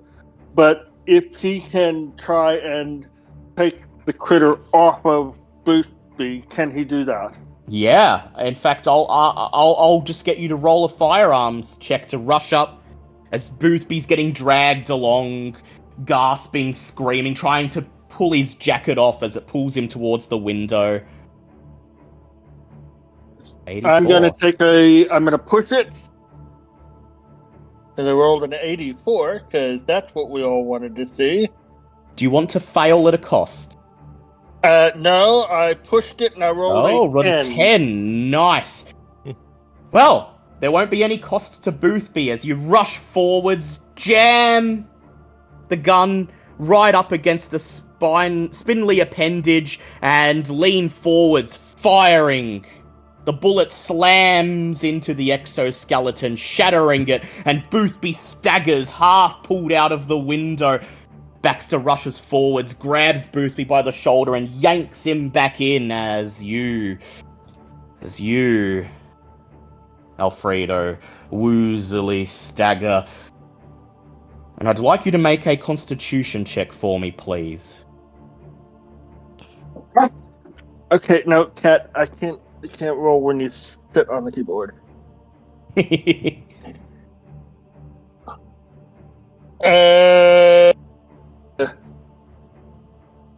87. 87. Spend luck, push.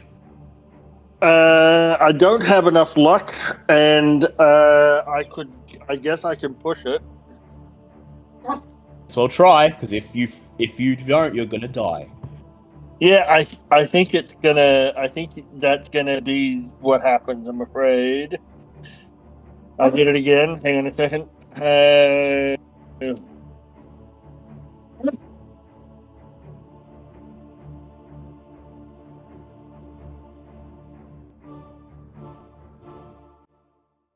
46. I make it by 4. You make it by 4. You clasp your hand to your chest. Feel everything growing black, everything fading, and then Pass out. Mother Mary, something above you, an angel reaching down to embrace you. And you drop to the floor in a dead faint. And with that, upstairs, Ruth and Connie sit there, each clasping a handle of the lens, the light peering out into the ocean. You can hear the commotion downstairs, you can hear shouts, you can hear screams, you hear gunshots. And then you hear something else. The sound of a foghorn somewhere out in the blackness. Spirits are lifted. You follow the light peering out into the abyss, and you see a single pinprick waving back. A voice emanates from a megaphone. Hey, all okay over there? This is the U.S. Coast Guard. We got a rescue team assembled. We'll be making landfall in about 10 minutes. Just hang on tight.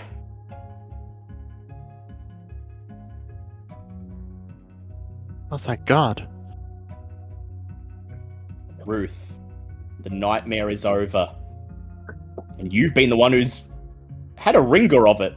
How do you react to seeing rescue there on the horizon? I think Ruth just... It's going to take her a while to process. She just stands there, peering out into the darkness, making out the frame of a Coast Guard boat caressing the roiling waves. And then she lets out a sigh and sinks to her knees.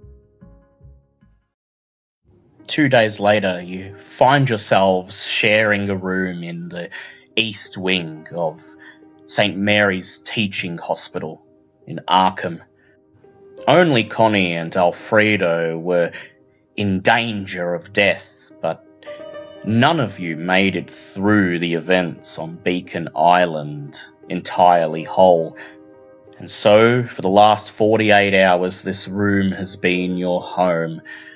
The harsh white light and the ever-present smell of industrial-strength cleaning chemicals, the only stimulation you've had since your miraculous rescue.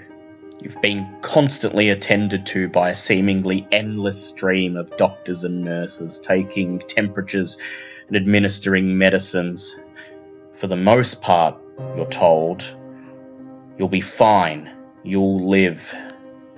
The others might have to stay an extra week or two, but you should be able to return to a normal life. Or so they think. The door to the hospital room opens, and in steps a stern-faced, eagle-eyed man wearing an immaculate grey suit. He wastes no time introducing himself. Reaching into his breast pocket, he produces a badge identical to the one you saw on the island. I'm Agent Bill Harkin of the Bureau of Investigation. I need to ask you some questions. His questions are simple. What happened on Beacon Island? The answers, you think, are not quite as simple. Fish monsters, ancient coins, shipwrecks. It's so outlandish that you think barely anyone could ever believe it. And yet, there's proof. There on the island, the corpses of those things you faced, evidence that the outlandish tale you're about to tell him did indeed happen. Go ahead, try me, Harkin says. You'd be surprised what I can believe. And so, you tell him your story. He sits there. He listens wordlessly. He never interrupts. He never asks questions. He merely nods quietly. Occasionally says, as he writes things down on the clipboard he carries. When finally your story is told, he looks up from his notes and he smiles and he says, "Quite a story, huh? Look, I ain't gonna arrest you or nothing like that. I believe you. But here's the thing. No one else will believe you. And so, I gotta ask you, on pain of the full extent of the law, to never ever mention anything that happened to you on that island. Anything you know, anything you've seen, stays a secret. You'll forget about it, act as if it never happened, and, well, you'll never need to think about it again. He doesn't give you time for questions. He doesn't ask you whether you understand him, whether you agree to follow his orders. He doesn't even tell you how he knew you'd be here, in this exact room, at this exact hospital, still nursing your wounds, physical and psychological. He simply scoops up the 3 gold coins from Connie's bedside table, drops them into a little paper bag, and then, as he exits the room, he stops in the doorway, lets out a sigh, and looks over his shoulder. What you've been through is only the tip of the iceberg. Pray that you don't see any more of it. And then he steps out of the room, pulling the door shut behind him, and leaving you alone to contemplate how your reality will never be the same again.